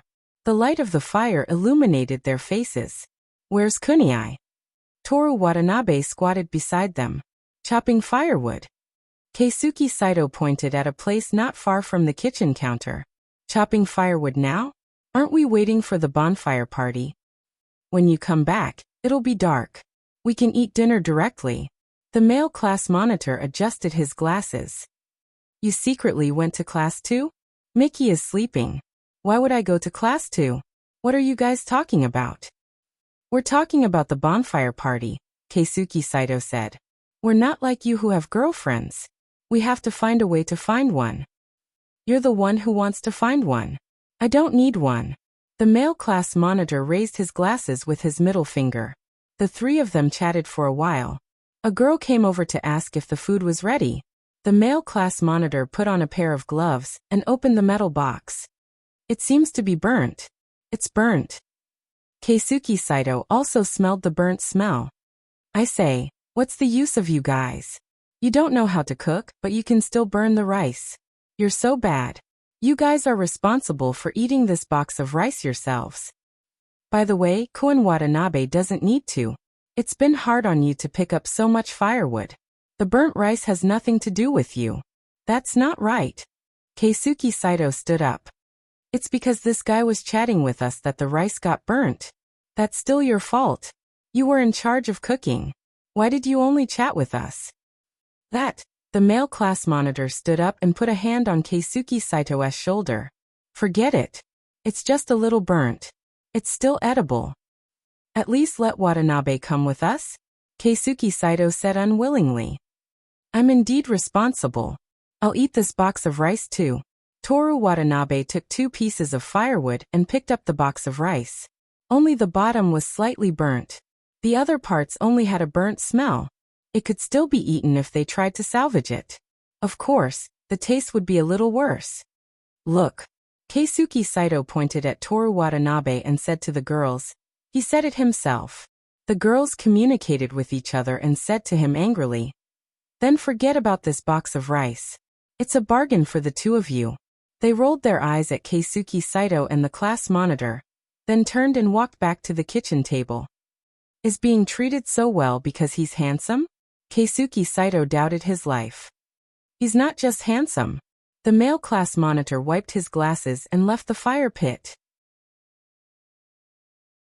His glasses fogged in the cold. His grades are good. He's good at sports. He even played the national gold solo in the blowing competition. I suddenly want to kill someone. You can't beat him. The male class monitor put on his glasses. The lenses were reflecting the light. Is there no other way? You can consider giving him your collection of girly games. When he's addicted, he can secretly report it to Kujo classmate. You should be able to see him get scolded. Keisuke Saito clapped his hands. Let's do it. You two. Toru Watanabe disposed of the burnt rice. How dare you discuss how to deal with me in front of me? It's all thanks to me that you can eat normal rice. I'd rather eat burnt rice. Jealousy was scary. The curry for lunch was delicious. In fact, it didn't taste any better than at home or in the restaurant. It was delicious because the picnic was 3 times more delicious, and because the 16-year-old girl cooked it herself. After lunch, there was a 2-hour experiential learning class in the afternoon. They learned about the history of the campsite, precautions, and how to save themselves. If something happens to me, remember to ask the girls to give me mouth-to-mouth resuscitation, Keisuke Saito said. Compared to being resuscitated, I prefer to save people. For example, CPR. The male class monitor adjusted his glasses. Watanabe, I'm going to collapse. You understand, right? Osamu Kunai gave Toru Watanabe a knowing look. If possible, I hope that nothing happens, whether it's you or the other students, Toru Watanabe replied. Toru Watanabe couldn't understand what was going on between men and women when they practiced CPR. He used his phone to send a message to Rin Kiyono, who was in a group of people not far away. With your physique, there's a high chance that something will happen. Why don't you book a trainee for mouth-to-mouth resuscitation? Rin Kiyono was flipping through the first aid pamphlet when she felt her phone vibrate. She took it out of her clothes. Toru Watanabe saw her tapping on the keyboard with her slender fingers. Not long after, her reply popped up on the interface. When you need mouth-to-mouth resuscitation, can the trainee make it in time? I'll book you, do you dare? I won't put you in danger of needing mouth-to-mouth resuscitation. After this sentence, Toru Watanabe sent a cute fist-clenching emoji. You're more timid than I thought. This is called being responsible. I won't indulge in beauty, and I won't lose to you. You'll definitely fall in love with me first, and when you can't extricate yourself, I'll ruthlessly dump you. I look forward to your performance. After the experiential learning class, it was free time. But as the committee member of the courage test, Toru Watanabe had to start making arrangements. First, he had to meet up with Rin Kiyono, and then he had to find Miki Kujo. Miki Kujo didn't sleep with her female classmates. She stayed in a luxurious room with a private hot spring. When the two of them arrived, she was sleeping soundly. Miki, let's go, Toru Watanabe said. Miki Kujo, do you need my help? Rin Kiyono showed a cruel but kind smile. If you're not afraid of her. Toru Watanabe made a do-as-you-please gesture to his girlfriend who was lying on the bed. I'm afraid of her? Not everyone is like you, Toru Watanabe, classmate. Rin Kiyono walked with cold steps to the side of the bed and stretched out her cold hands. At the moment of contact, the second when their bodies started to exchange heat, Miki Kujo opened her eyes. She didn't shout, didn't make any other movements, and even her expression didn't change. But vaguely, from her calmness, another ferocious face could be seen. Looking at Rin Kiyono's comfortable expression, Toru Watanabe quietly took 2 steps back. I underestimated you. Miki Kujo sneered. She suddenly reached out and grabbed the cold hand that was covering her neck. Take care of your girlfriend. Rin Kiyono turned around and looked at Toru Watanabe. Toru Watanabe whistled. It was glazed earth. You. Rin Kiyono's beautiful eyes widened slightly. Miki Kujo, who had 5 points of stamina, took care of Rin Kiyono, who had 3 points of stamina, effortlessly. All it took was a gentle tug and press. You like to cover your hands? Miki Kujo pressed Rin Kiyono on the bed, grabbed Rin Kiyono's cold hands, and put them into Rin Kiyono's clothes. Hiss! Rin Kiyono subconsciously sucked in a breath. Then, although she frowned, she didn't say a word. Miki Kujo leaned down and whispered into Rin Kiyono's ear. You were the one who made the first move. Do you think you can make me submit like this? You only make me think that you're childish. Rin Kiyono's voice was cold. Miki Kujo sneered. You put your hand on someone else's neck. What right do you have to call someone else childish? This is just a method to wake you up for the courage trial. You can say whatever you want. It's fine if it's childish, but I'll wait for your hand to warm up. Miki Kujo's expression was relaxed. Rin Kiyono didn't say a word. Miki Kujo continued in a leisurely tone. In other aspects, you can barely be considered my opponent, but in terms of stamina, you're only comparable to a primary school student. That's rude of me.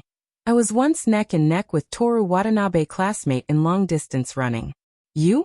Now that I think about it, his stamina wasn't good before, and he only had the strength now after training. How long ago was that? And you still have the nerve to bring it up. Toru Watanabe looked at the two who were already chatting and walked forward.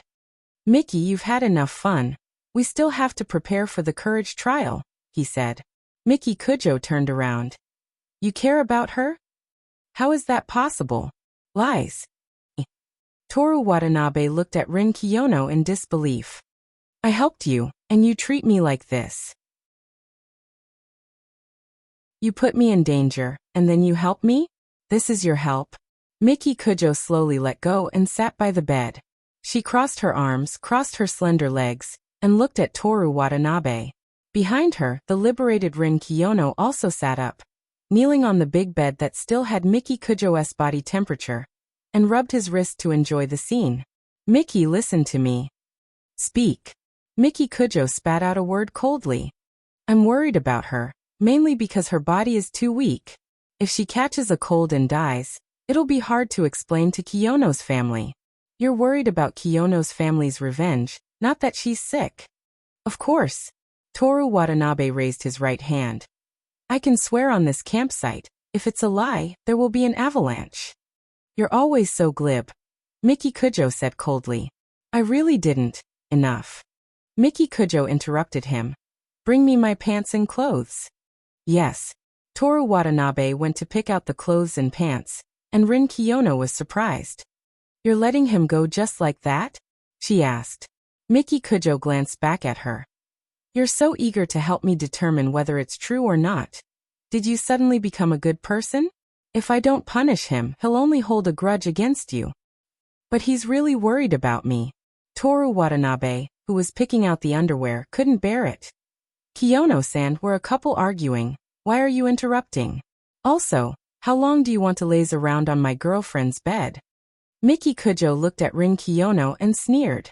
She didn't care about Toru Watanabe's presence and said, I'll deal with him in many ways. After we get married, I'll deal with him.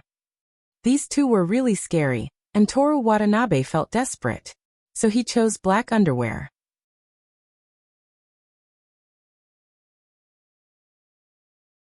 Chapter 180. Miki Kujo put on her clothes, and the three of them went to the parking lot. Toru Watanabe opened the luggage compartment of the school bus. These are the props for the test of courage. My part is on the first bus, Rin Kiyono said. That much? Miki Kujo said impatiently. It's just a test of courage. You can just scare people. No matter what the reason is for being a committee member of the test of courage, we should do this well. How many years can you live, Kiyono? According to your methods, most people will achieve nothing in their lives. Do you think a person who does everything that he should do will be a failure, Kujo-san? Most things are worthless. Spending time on them is pure suicide. For example, this test of courage. You don't care about one thing, two things, and when you want to be serious, you can't be serious. It had only been a few minutes, and they were arguing again. Was arguing not a waste of time? Or was arguing something that had to be done well? Toru Watanabe walked silently to the first bus and moved Rin Kiyono's part of the props. The two of them were still arguing, and the white breath coming out of their seductive lips seemed to be fighting as well, mixing together. Ladies, it's time to go. Toru Watanabe carried the relatively heavy props, such as human skeletons, and the two of them took the lighter ones and walked into the forest together.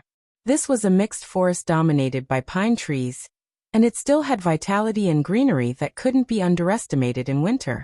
If the wind blew at night, the shadows of the trees would dance, and there was no need to pretend to be ghosts.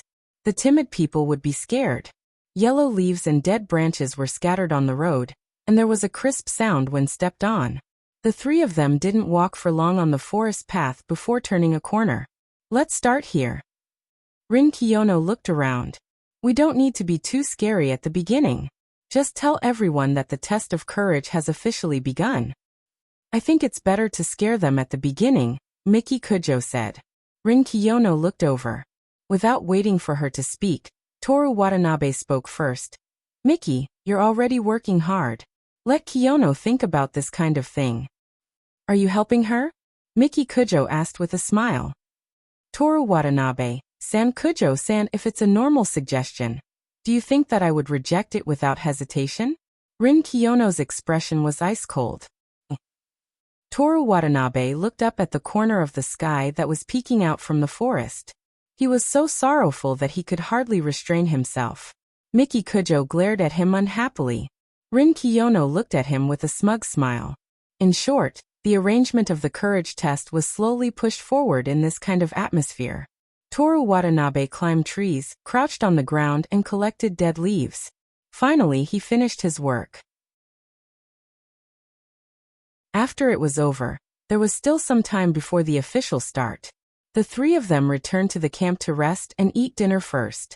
Toru Watanabe had just returned to the wooden house and lay on the bed when Osamu Kunai, who had been playing mahjong, came over. How's the arrangement going? He couldn't wait to ask. Be mentally prepared.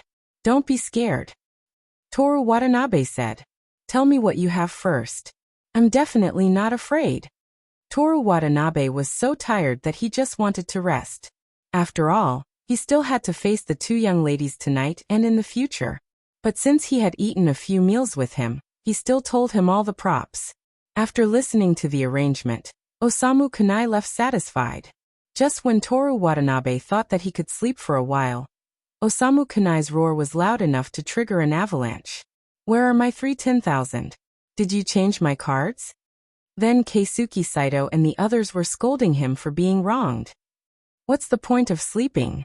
Toru Watanabe simply took out his phone and prepared to play for a while before going to eat dinner. He sent the photos he took during the day to his family. At this time, Kumiko suddenly sent a message. It was a recent practice video. He sent her a copy of the photo. That's great. I also want to go camping. Your school also has this kind of activity, right? It's called different. Forest school, seaside school, etc. Yes, there is, but there is no skiing, no off-road vehicles, no hot springs, and even no special school bus. There is also no me. Blurg. Vomiting is too much. Oh right, did you see the practice video I sent you? Praise me. While chatting with Kumiko and dealing with his mother's advice to wear more clothes, pay attention to safety, and remember to go home for the new year. In the blink of an eye, it was dinner time. After dinner, the trio of the courage testing assembly gathered together again. The two young ladies took the time to take a shower and change into beautiful clothes. Miki Kujo's clothes were gorgeous and elegant. Rin Kiyono's clothes were simple and exquisite. As for Toru Watanabe, everything suited him very well. He was extraordinarily handsome. Such a group of three had to play the role of evil ghosts. But according to the current trend, ghosts must be good-looking. Toru Watanabe walked in front with a flashlight. The other two followed behind him. The three of them went to the props area. Toru Watanabe was the one playing the ghost, so he had to change. Miki Kujo didn't know how to do this. She was only responsible for playing the music. Rin Kiyono. In this kind of weather, if she wore the costume, she might really turn into a ghost. She was responsible for directing and all the other chores except for the music. Toru Watanabe took off his jacket and prepared to put on the costume. Give it to me.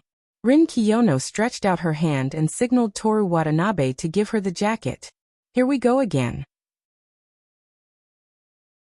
Toru Watanabe looked back and forth between Miki Kujo and Rin Kiyono. Miki Kujo sneered. What are you hesitating for? Nothing. Toru Watanabe gave her the jacket. Miki Kujo looked at the jacket in disdain. Even if she had only worn it once, it was still trash to her. Toru Watanabe put on the costume and secretly looked at Rin Kiyono. Her expression was unexpected. Her eyes were fixed on her own hands, and she was a little lost in thought. When she looked up and noticed Toru Watanabe's eyes, she immediately looked away. Asterisk, asterisk, asterisk, asterisk, asterisk. The test of courage was free to participate. Couples or men and women who hadn't become a couple yet had romantic fantasies about this event. In addition, there were also some boys and girls groups who wanted to join in the fun. They gathered at the entrance, lined up, and entered the dark forest in groups. Osamu Kunai invited Aoi Ichiki as he wished, but there were also two girls from class 3. She means to refuse. This was Toru Watanabe's analysis at that time. That's nothing at all. In Koshien, I was the hitter who caught Chinichi's starting pitcher Matsui Daikawa. This was his answer at that time. What's the relationship between the two? Toru Watanabe complained at that time. While waiting, there were screams from time to time in the forest, which made the people in the waiting area look forward to it and nervous. Why didn't he talk to Aoi Ichiki for so long? Because Aoi Ichiki was in class 3, he didn't dare to talk to her. If only he had Toru Watanabe's thick skin. No, if it was Toru Watanabe. These girls might have pretended to be afraid and surrounded him. The evidence was their current conversation. What if we see Koen Watanabe later? Of course we'll pretend to be scared, then we'll be so scared that we don't know what to do and fall on him.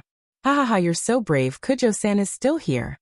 I'm not brave, I'm scared of ghosts, it's just an accident. Osamu Kunai glanced at Aoi Ichiki in the crowd.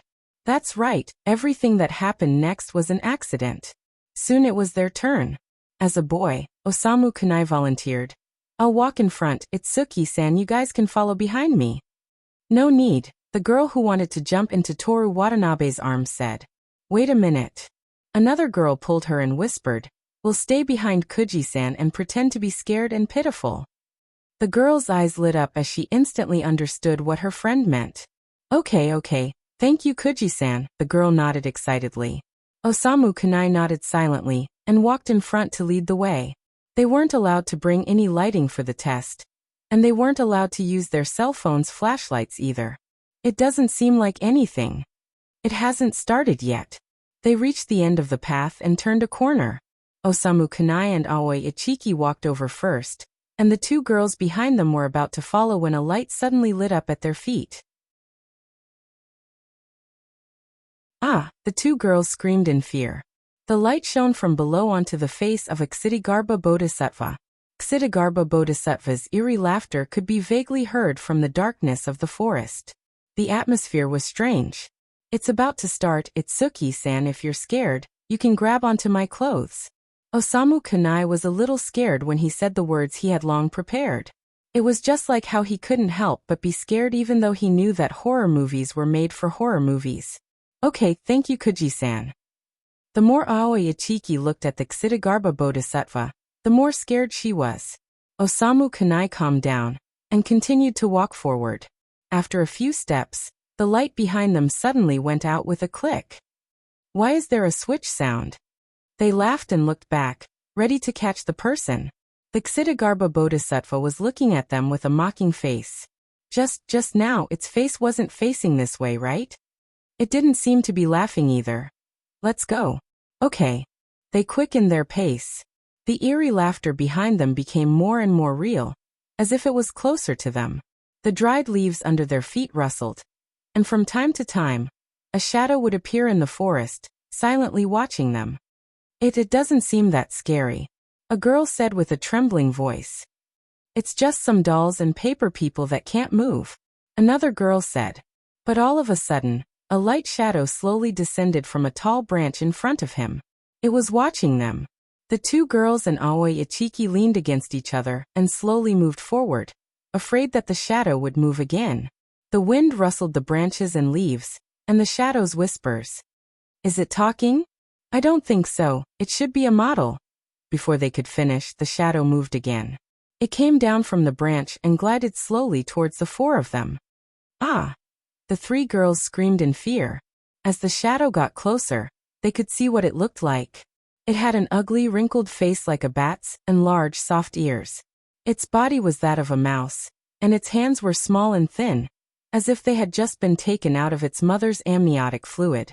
Ah! There was another scream, and the three hurriedly ran forward. Osamu Kunai was also shocked by the bat face, and he swallowed his saliva and ran after the three girls. After running for a while, the area in front of them suddenly widened. It was a circular flat ground, and in the middle of it was a huge rock with its bottom stained with blood. A person was squatting beside the rock, his back facing them. The three girls did not dare to move forward, and waited for Osamu Kunai to come closer. I'll go take a look, Osamu Kunai said. Okay, be careful. Aoi Ichiki grabbed her friend's arm and said with a frightened face, Don't worry. Osamu Kunai took 2 steps closer to the shadow. Watanabe, is that you? I recognized you when I saw your back. Yes. The shadow stood up and looked back at them while chewing on something. You're too early, I'm not ready yet. Toru Watanabe leaned over unhappily. His hair was still intact, but the right side of his head was missing, and his brain was exposed, wriggling slowly. His mouth was covered in blood, and one of his eyes was wide open without an eyelid. But judging from his body and voice, it was definitely Toru Watanabe. The girls relaxed and walked forward. What, you're too early? Kun Watanabe, you look like you're real. If we wait until you're ready, we'll definitely be shocked. The fear in their hearts faded away, and they gradually became bolder. Kun Watanabe, what are you eating? A girl asked. Oh, this. Toru Watanabe handed over his finger. It looks so real, and it's bleeding. Even the fingernails are so delicate. Is this delicious? Toru Watanabe said. It's delicious, it's Mickey's. Ha ha ha, Kujo-san is too pitiful for the sake of the test. Even his finger was sacrificed. The three of them laughed and took turns playing with the finger. One of the girls said, "Is it candy-flavored?" As she said that, she took a bite. "How is it? What does it taste like?" Aoi Ichiki asked curiously. The girl slowly took the finger out of her mouth. On the white skin of the finger, there was a circle of teeth marks, as if a real hand was bitten. The girl looked at the finger, and her heart suddenly felt a little cold. The other two girls also quietly watched this scene. "Don't you want to eat?" Unknowingly, Toru Watanabe had already leaned over. Ah. The three of them were shocked. "I say, why are you so scary?" As he said that, Osamu Kunai reached out to grab Toru Watanabe. At this time, "Guojing, run." A roar suddenly came from the forest. Looking at the direction of the sound, in the distance, a person holding a tree trunk next to him looked over here. "What? That's Koen Watanabe's voice." The four of them looked at Toru Watanabe next to them. His brain was pulsing, and blood was dripping from his mouth. SSS — like a machine spitting out gas, a cold ice breath came out of his mouth. "Run!" The figure in the distance bowed and shouted again. What's going on? Why are there two Koen Watanabe? It's fake, right? The Toru Watanabe in front of them silently walked to the boulder, and then slowly lifted it. He turned around and said to the four of them, "This time, I won't smash your brain." Blood was dripping from the boulder, and in the place where it was just now, a slender figure in a dress was lying there. The upper body was blurred, the palm was still bleeding, and the finger was missing. The girl who held the finger threw it away. The three of them were too scared to move. Toru Watanabe walked over with the boulder. At the same time, the faint laughter from before suddenly became louder. The ear-piercing laughter came from all directions, like scratching, eerily echoing in the silent forest. A red lantern suddenly lit up. Ksitigarbha Bodhisattva appeared again, and looked over with a kind smile, but there was also blood at the corner of his mouth. "Run, run." In the distance, Toru Watanabe's voice was weak, as if swallowed by the wind. With a dull thud, he fell into the forest. The nearby Toru Watanabe stiffly stopped, put down the boulder, and strode over. Finger. Finger. The red lantern went out, and lit up again where Toru Watanabe fell. The ferocious Ksitigarbha Bodhisattva stared greedily at the ground. "Run!" Osamu Kunai pushed the three of them, and ran toward the exit. The three of them, who were dizzy from fear, finally woke up a little. They didn't have time to think, and ran toward the exit, screaming in horror. The nearby Toru Watanabe, who was walking toward Toru Watanabe, stopped and turned to them. "Finger. Finger." He murmured, and caught up. At the same time, the red lanterns lit up one by one, chasing the four of them. The nearby Toru Watanabe was so fast that he was like a black shadow, and caught up to the four of them in the blink of an eye, and stood in front of them. He had already lost his mind, and sticky red liquid dripped from his mouth as he walked toward one of them. Aoi Ichiki was stared at by a gaze that was as cold as a snake's. She had already lost the courage to run, and stood there dumbly. "Stop." Osamu Kunai rushed over, and grabbed Toru Watanabe by the waist. In the next second, he was flung away like a piece of rags. "Guojing." Aoi Ichiki was about to run over, but Toru Watanabe took a step forward, and immediately froze. "Finger. Finger. Ah, Imu." Osamu Kunai roared and rushed forward again. This time, he didn't stop Toru Watanabe. Instead, he opened his arms, and hugged Aoi Ichiki tightly, with his back facing the finger-seeking weirdo. The forest was dead silent, and only the sound of leaves rustling in the wind could be heard. Then there was the sound of flesh being chewed, and bones being ground by molars.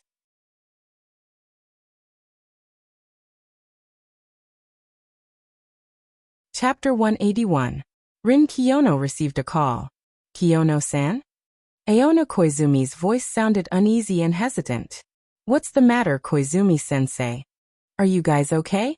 Rin Kiyono looked at the scene on the path and answered in a low voice. "Koizumi-sensei, I suggest you go back and educate Toru Watanabe and his bald friend. What's wrong with Watanabe? She raised her voice. He's harassing women. Impossible, it must be Koi-san, right? How long are you guys going to hug each other? His coherent and natural words calmed the two people who were so scared that they didn't dare to open their eyes. Osamu Kunai slowly let go of Aoi Ichiki. The two looked over and saw that Toru Watanabe, who had a ferocious look just now, had returned to his human form. Koen Watanabe, is that you? Aoi Ichiki asked timidly. Osamu Tezuji once said in his human disqualification, "He came from the sea of people, only to give me false hope." It's really Koen Watanabe. Aoi Ichiki put her hand on her chest and sighed in relief. That's great. Osamu Kunai. Question mark. Why are they suddenly talking about human disqualification? Why does Osamu Tezuji's words sound wrong? Also, where did the two of them come from? But forget it, the plan is going well. The suspension bridge effect should be successful, right? Osamu Kunai secretly looked at Aoi Ichiki. Itsuki walked in front of Toru Watanabe, took the mask in his hand and looked at it carefully. Why isn't the brain moving? If you wear it on your head, it will move when you talk. Toru Watanabe said. What an exquisite design. By the way, Koen Watanabe, what are you eating? Ice. Toru Watanabe bit down. So that's what the cold air and sound was. But aren't you cold? Have you ever seen a ghost afraid of the cold?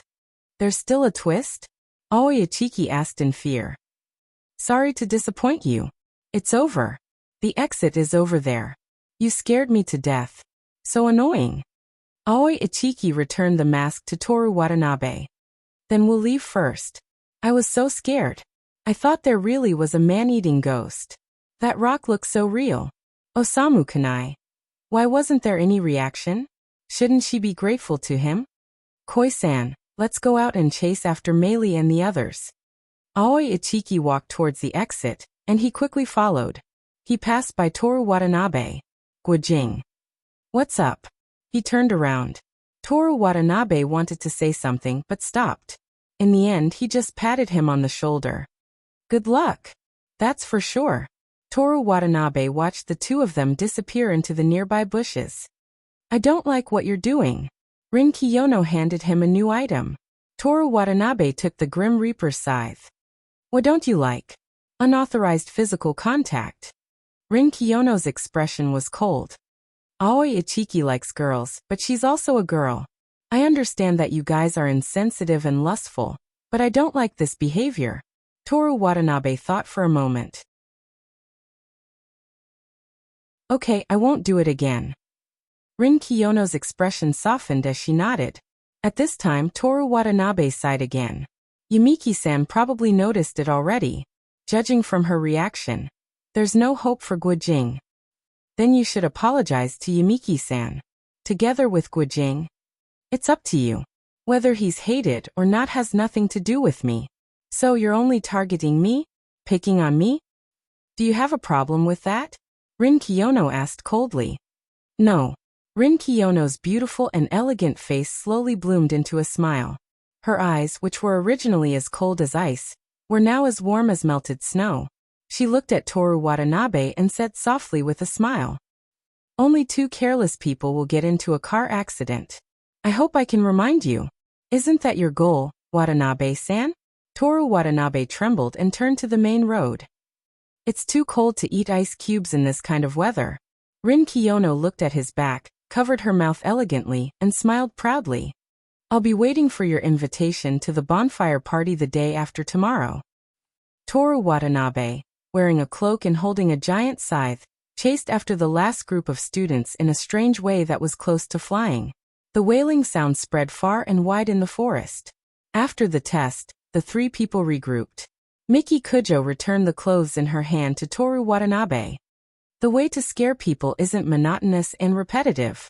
It's quite interesting. These were all planned by Kiyono-san. Toru Watanabe took off his cloak and changed into his own clothes. If it weren't for my Asahi-san's advice and experience, I wouldn't have been able to do this. Rin Kiyono said. As the specific implementation, Watanabe-san's contributions can't go unnoticed. After saying that, she looked at Miki Kujo. Your sound effects are also good. Miki Kujo laughed contemptuously. You're not qualified to judge me. Is that so? Rin Kiyono returned with the same contemptuous smile. Okay. Toru Watanabe, who had put on his clothes, hurriedly comforted the two young ladies who were about to quarrel again. It's so cold outside. Let's hurry back. The three of them were closer to the starting point, so they went out through the entrance. The moon that had been hiding earlier reappeared. The bright moon shone on the three people walking together in the forest, and the path ahead was clear. When they passed by the boulder, Miki Kujo looked at her corpse with disdain. The corpse was wearing the old clothes that she had worn today. She had only worn it once during the day. Rin Kiyono stopped and walked towards the boulder. You added this boulder in at the last minute? It's really shocking. She put her hand on the boulder. I didn't expect it to be real. How did you move it here? Really? Miki Kujo had been nearby and saw Toru Watanabe lift the boulder that was as tall as a person with her own eyes.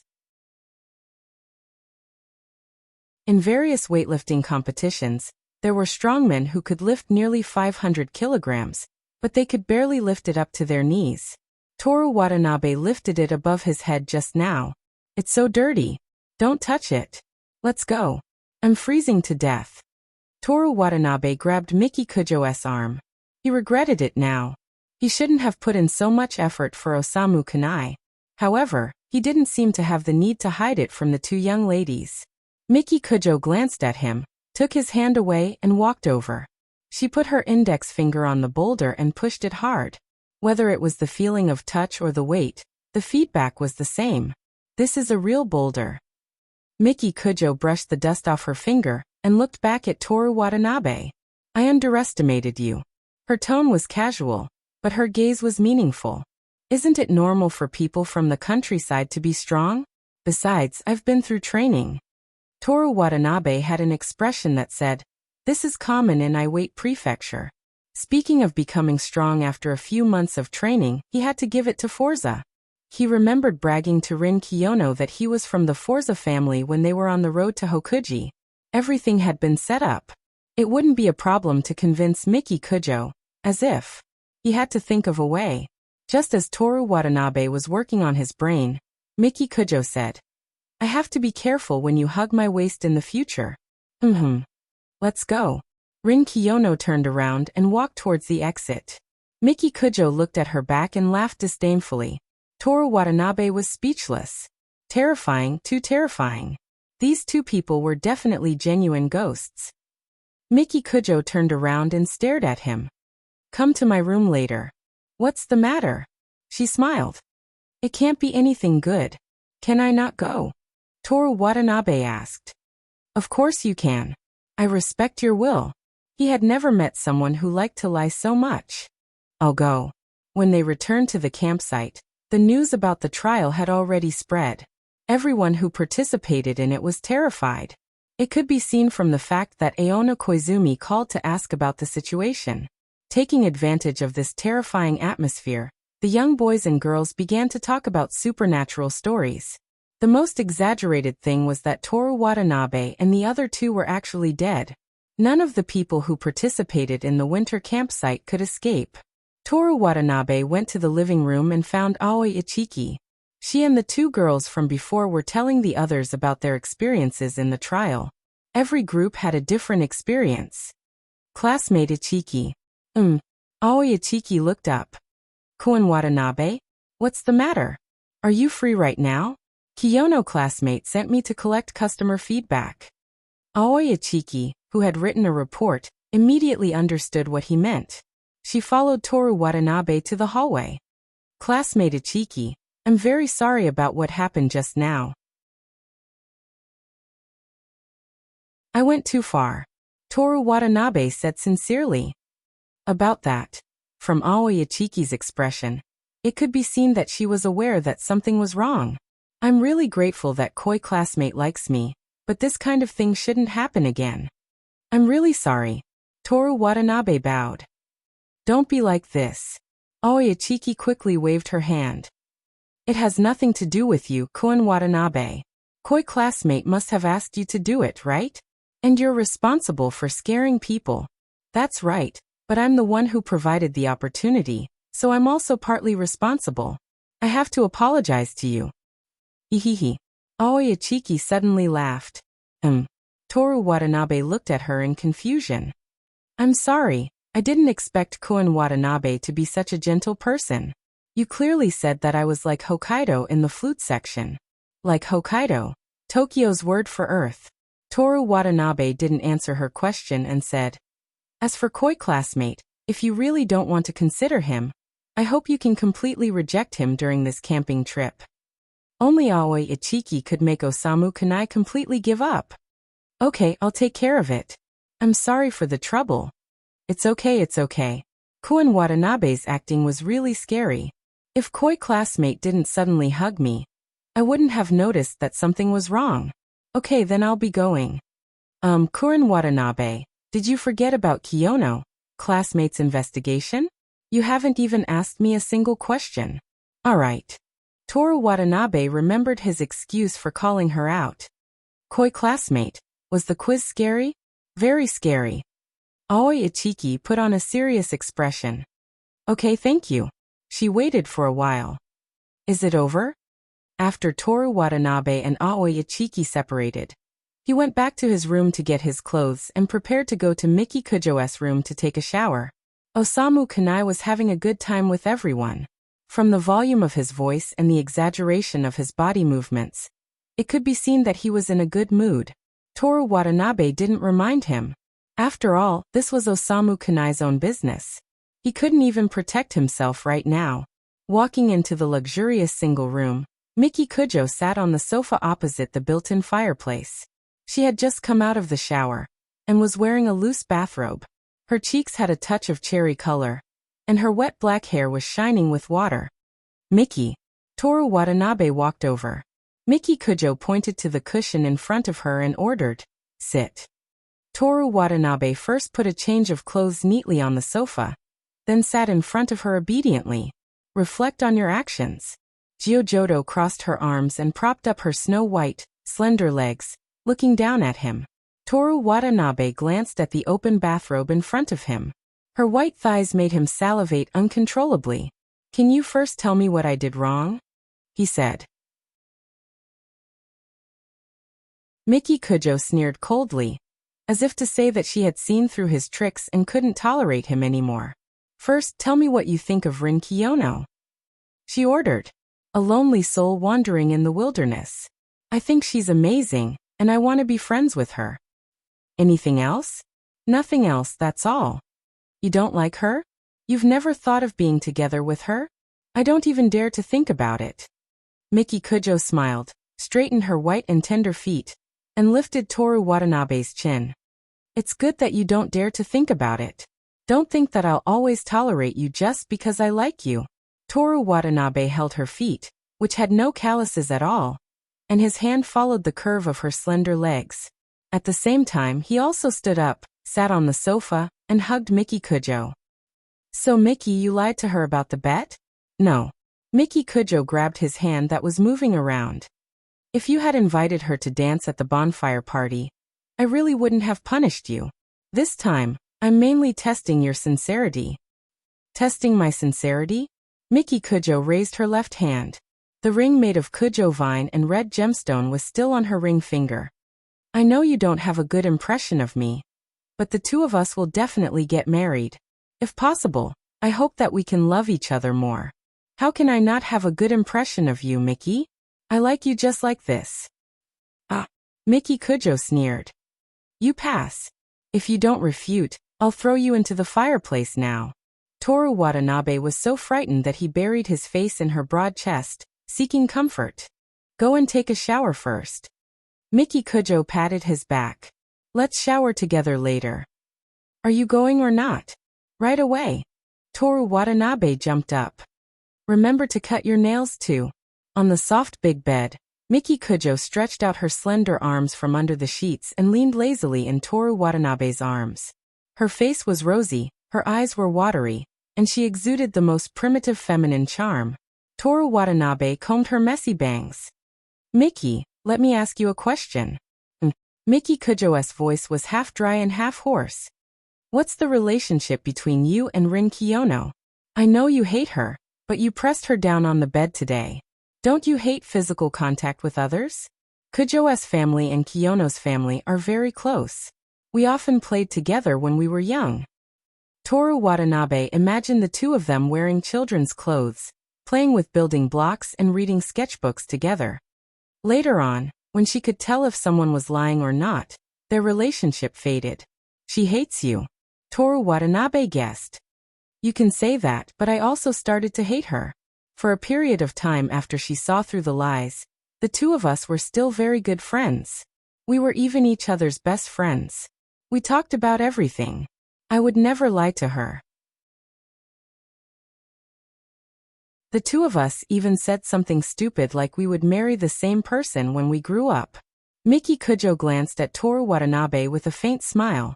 Toru Watanabe raised his left hand, indicating that he never thought of that kind of wishful thinking. When I was in the 3rd grade, my father passed away, and I began to learn from my mother. From then on, Rin Kiyono would often point out that I was lying and threaten not to be friends with me. The more I looked at her, the more I hated her. I felt that she was a hypocrite. Hypocrite. Yes, Miki Kujo lazily responded. But that was what I thought at that time. At that time? Have you changed? Let's talk about it next time. Miki Kujo yawned. Get me a glass of water, I'm going to sleep. Toru Watanabe was very curious and wanted to listen to everything in one breath. But Miki Kujo refused, so he could only wait for the next time. He got out of bed and poured a glass of water. Miki Kujo drank half of it, and he drank the rest in one gulp. He casually placed the glass on the bed and got into bed. Miki Kujo immediately wrapped herself around him. The two warm bodies hugged each other and fell asleep.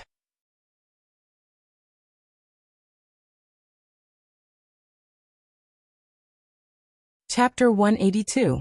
December 3rd, the 2nd day of the winter camping trip. Even though it was summer, the sky was still dark. Miki Kujo felt movement and opened her hazy eyes. Tetsumasa Watanabe was about to get out of bed. Where are you going? She asked. Morning exercise. Toru Watanabe's back was facing her as he put on his pants. Don't go sleep with me. Cervantes, the author of Don Quixote, said, Don't sleep in if you don't rise with the sun, you'll fail that day. With that, Toru Watanabe stepped on the ground and was about to stand up and put on his pants. Miki Kujo stretched out her slender arm from under the blanket and grabbed his belt, not letting him get up. Miki. Toru Watanabe was helpless. Miki Kujo closed her eyes and went back to sleep, but she didn't let go. Toru Watanabe turned around and pressed his upper body against her through the blanket. He brushed aside a few strands of naughty black hair and admired her fair skin. Miki Kujo's hands naturally wrapped around his neck, her beautiful eyes opened and stared at him. The two of them looked at each other silently for a long time. There's a Norwegian proverb, Toru Watanabe suddenly said. Laziness is like money, the more a person has the more. Shut up. The girl's pink and seductive lips spat out a ruthless order. After stopping Toru Watanabe, she continued. Kiss me. Toru Watanabe's breathing became hot and heavy. Miki Kujo's body was so beautiful that he couldn't get enough of it and couldn't bear to let go. When Toru Watanabe opened his eyes again, the sky was already bright. He got out of bed and pulled open the curtains.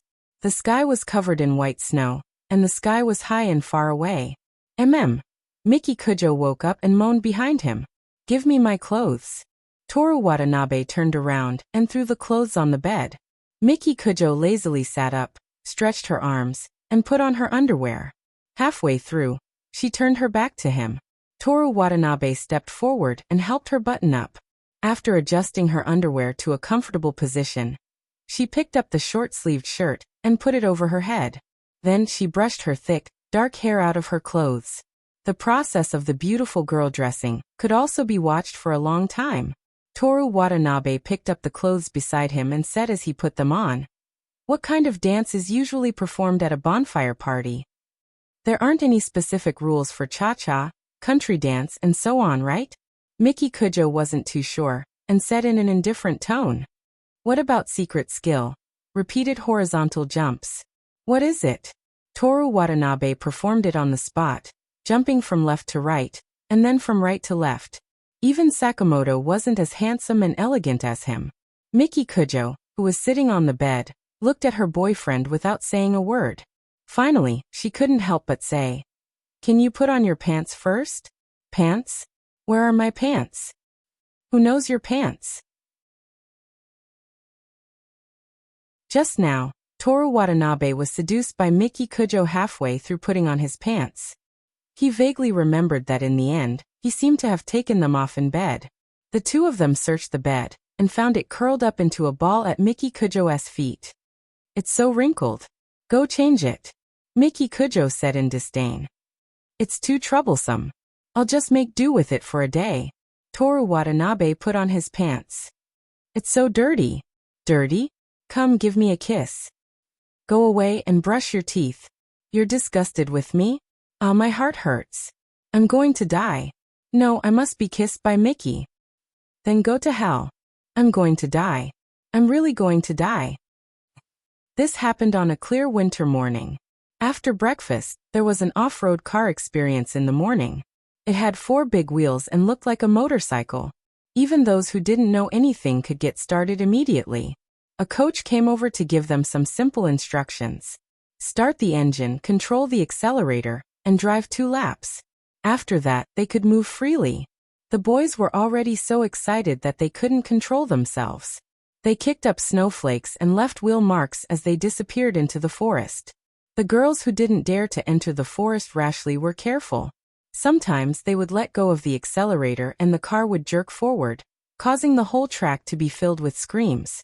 The birds in the trees flew up and down from time to time, watching the noisy group of tourists. Toru Watanabe followed beside Rin Kiyono and Miki Kujo. These two couldn't play with girls of the same age. Instead, they could coexist as rivals. The 3 of them leisurely rode the off-road vehicle through the forest. Through the gaps between the mottled tree trunks, they could see a corner of the sky. It had a unique beauty of winter. In the distance, some of the off-road cars crashed into trees. Some of them whistled past triumphantly. In the blink of an eye, they were out of the track screaming for help. Rin Kiyono and Miki Kujo didn't show any signs of contrasting cuteness. They still maintained their usual cleverness in the car. The accelerator was just right. They were calm and unhurried, as if they were riding a sightseeing car. "Aren't we going to race?" Toru Watanabe said. "Childish. Boring. Okay. After a while." "Are we really not going to have a life-risking competition?" he asked again. "Sure." Miki Kujo actually agreed. "Wait for us here for 3 minutes." "Why? Race. Comparing your life to ours. I didn't ask you to stay here. It's already because you have some value as my boyfriend that I didn't ask you to stay here." Forget it. Tokyo handsome guy must keep 30% of his mystery to others. Moreover, if he didn't rely on the system, if he didn't meet Miki Kujo and become self-disciplined, with his original efforts and ambitions, he could only open a small company listed in the 2nd division of Tokyo Motor Company at the age of 25. Knowing my limits and never overestimating myself is also one of my greatest strengths. Toru Watanabe really admired himself. How could there be such a perfect person in the world? Being your boyfriend can reduce the time. If he can be my friend, he can at least wait 2 minutes less. Rin Kiyono glanced at Toru Watanabe. Kujio Miyoshi snorted and said, "Let's begin." "Then I'll leave in 1 minute. You guys go first. I'll let you know despair later," Toru Watanabe said. "Don't talk nonsense. Just say start." Rin Kiyono's tone was as light as the colorless snow. "Ready, start." The 2 slender and soft bodies slightly leaned back, and the off-road car suddenly sped out. Toru Watanabe stayed in the same place, raised his left wrist, and gently tapped the dial with his neatly trimmed right index finger. Although Rin Kiyono's physical strength was not good, she had excellent motor skills and quick reflexes. Miki Kujo didn't lose to Rin Kiyono in any aspect. She had more courage, so she had a small advantage. The two didn't say a word. Like an arrow equipped with automatic navigation, They shuttled through the forest track and drove toward the finish line. Rin Kiyono was not anxious about Miki Kujo's lead. The track was very long. She had enough patience, excellent ability, and confidence to win. She just needed an opportunity. The opportunity came quickly. Suddenly there was a fork in the road. Both roads could be taken, but the sign at the intersection said, "This road is bumpy, beginners please take the other road." The problem was that the sign had fallen to the ground, and there were obvious tire marks on it. It must have been accidentally knocked down by a boy, who didn't notice because he was chasing after his friend. Which road should she choose? Miki Kujo, who was driving in front, was the first to face this problem. It was impossible to tell from the tire marks. There were off-road cars driving on both roads. Miki Kujo's cold eyes looked left and right. She sneered. No matter how bumpy the road was, as long as there was a road, she could win. Miki Kujo chose the left road. Rin Kiyono, who was chasing after her, had already decided to take the other road. Following behind Miki Kujo could maintain the equality between the two of them. She could slowly find an opportunity to overtake her, but it wasn't her style to not take advantage of the opportunity. Rin Kiyono chose the right road. The two roads were not far apart. They could see each other, but the road conditions were very different. One was a smooth road for beginners, while the other was a bumpy road for veterans. After driving separately for a minute, the road conditions began to change. The unlucky one was Rin Kiyono.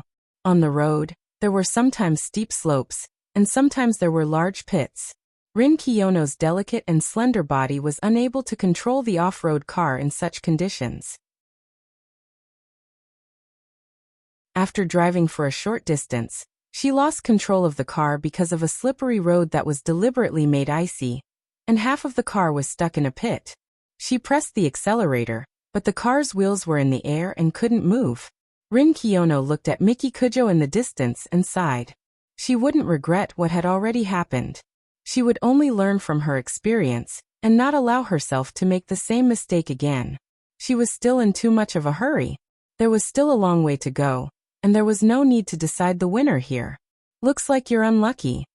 Miki Kujo's arrogant voice could be heard along with the sound of the off-road car's engine.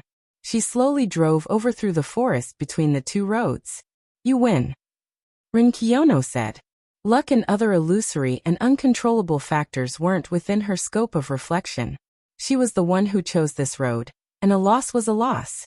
Let's just say that I've won for now. You'll definitely find another chance to win this kind of victory that relied on luck. Rin Kiyono didn't refute Miki Kujo's words. What about the car now? She asked. Wait for Watanabe. Miki Kujo answered. Rin Kiyono glanced at her and frowned slightly. Miki Kujo was sitting in the off-road car and looking at her from above. But it was fine. She would just treat it as a punishment for being too impatient. The two of them stopped talking and waited in silence for half a minute. Toru Watanabe, who had set off late, arrived. Pig rush. Pig rush. Transmigrate, charge with me. Accompanied by impassioned shouts, the black off-road car rushed over unreasonably, leaving a trail of snow in its wake. He didn't choose any of the two roads, and deliberately chose the most difficult one in the middle of the forest. The barely passable forest didn't slow him down. Under Toru Watanabe's control, the cumbersome off-road car was lighter than the lightest bicycle, and it shuttled through the fir trees like a snake. Pig rush. Pig rush, eh? When Toru Watanabe discovered them, the off-road car's front wheel was lifted, and it forcibly changed direction and drove towards them. What's wrong? Toru Watanabe stopped the off-road car and asked. You suggested a competition because you wanted to play, right? You think that we're too slow and boring? Miki Kujo looked at him and said. There's no such thing. Toru Watanabe denied. The car got stuck? Well, I made a mistake. Rin Kiyono nodded and admitted it. So Miki won? Toru Watanabe pulled up the stuck car. She won this time. Rin Kiyono noticed his understatement. Can you really train so much strength in half a year? What's this? In our Forza family, we can defeat Super Saiyan Blue in 4 months. Rin Kiyono had no idea what Toru Watanabe was talking about. But this is definitely nonsense again. She looked at him with dissatisfaction. Toru Watanabe was stared at by her reproachful eyes, and he said angrily, "What are you worried about? No matter how strong I am, I won't hurt you." When he said this, a breeze blew, and a little snow fell from the treetops. "Watanabe, come here." Miki Kujo's voice came along with the wind. "Miki, listen to my explanation." "Shut up and stand still." Miki Kujo got out of the car, bent down, and picked up the snow with her gloved hands. As she walked over, she rolled it into a ball. "No matter how strong I am, I won't hurt you. You speak very nicely." Saying this, she slapped the snowball on Toru Watanabe's forehead. The soft snowball immediately broke into pieces. Most of it fell to the ground. A little stuck to Toru Watanabe's bangs, and a little fell on the bridge of his nose and lips. Toru Watanabe spat out the snow in his mouth. "Miki, you misunderstood me. Not only Kiyono-san, I won't hurt ordinary people. What are you implying? Are you mocking me?" Miki Kujo grabbed another handful of snow. "No. Wait." Miki Kujo raised her hand and threw the snowball over. At that moment, Toru Watanabe pulled Rin Kiyono, who was standing at the side, over to Rin Kiyono's side. Then he shrunk his body and hid behind Rin Kiyono. Asterisk smack. Asterisk the snowball landed on Rin Kiyono's helmet and made a pleasant sound. Then the snow slowly slid down. Since there was no chest to block it, it fell into her arms. The forest fell into a deathly silence. Then, ha ha ha. Miki Kujo let out the happiest and most joyful laugh ever. Rin Kiyono's face was expressionless. She let go of her hands and let the snow in her arms fall to the ground. Then, she gracefully patted her arms and brushed the snow off her helmet. Then, she bent down and simply rolled the snow into a snowball.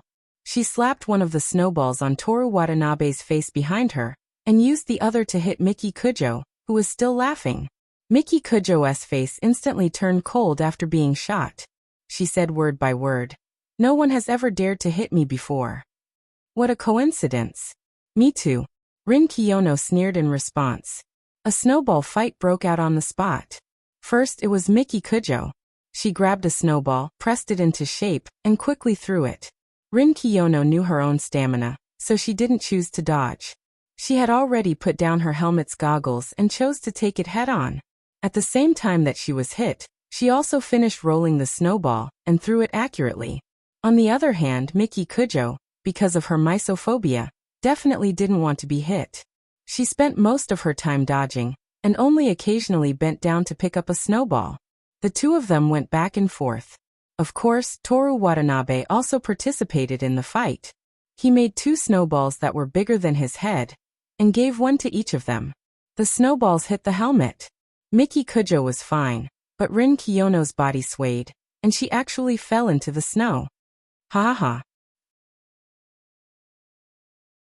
Toru Watanabe held his stomach and laughed wildly. "Watanabe, you're courting death." "Toru Watanabe-san, I have to accompany your courage."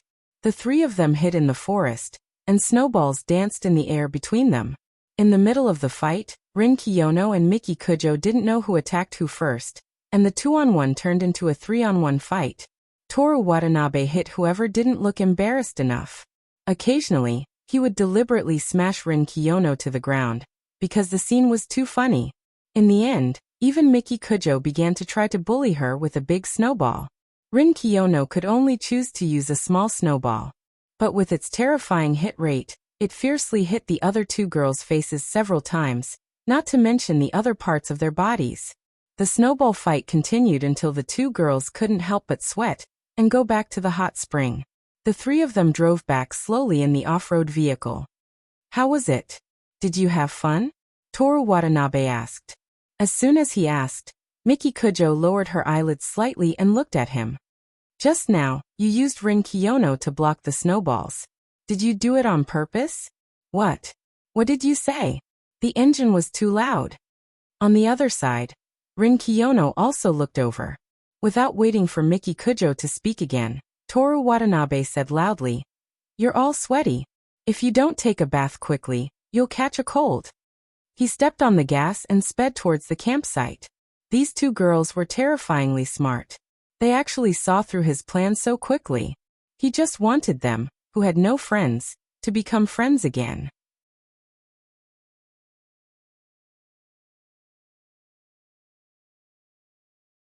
Chapter 183. The campsite was empty, without a single soul in sight. A small number of girls who didn't like off-road vehicles would also look for other rides. At this time, only a few unlucky people who suddenly fell sick were left behind. Rin Kiyono returned to her room, took a towel, a bath towel, and a bathrobe, and prepared to take a bath. Every wooden cabin was equipped with a small bathroom, and the water was also hot spring, but since there were few people, she decided to take a few more steps and go to the outdoor hot spring. Maybe she could enjoy the whole place. The changing room was very spacious, and there was no one in sight, but there was a basket filled with clothes, so it seemed that someone was inside. She was a little disappointed. She tied her hair into a bun at the back of her head, took off her layers of clothes, took a bath towel, and walked barefoot into the bathhouse. The outdoor hot spring was much larger than she imagined, almost comparable to a normal swimming pool. If she really wanted to swim in the hot spring, there would be no problem. In order to emphasize the natural characteristics, the bathhouse was completely built with stones, and between the stones, there were shrubs and simple lamps. The water was the unique white color of natural hot springs, and it was clearly different from normal clear hot water, which could be distinguished at a glance. It was surrounded by tall bamboo fences. Although it obstructed her view and made her lose the sense of openness, it was a necessary sacrifice compared to being seen naked. She scooped some hot water from a bucket, gently poured it over her body, and then put her feet into the bath. The water temperature was just right. She chose a remote side of the pool, leaned against a natural rock, and slowly sat down.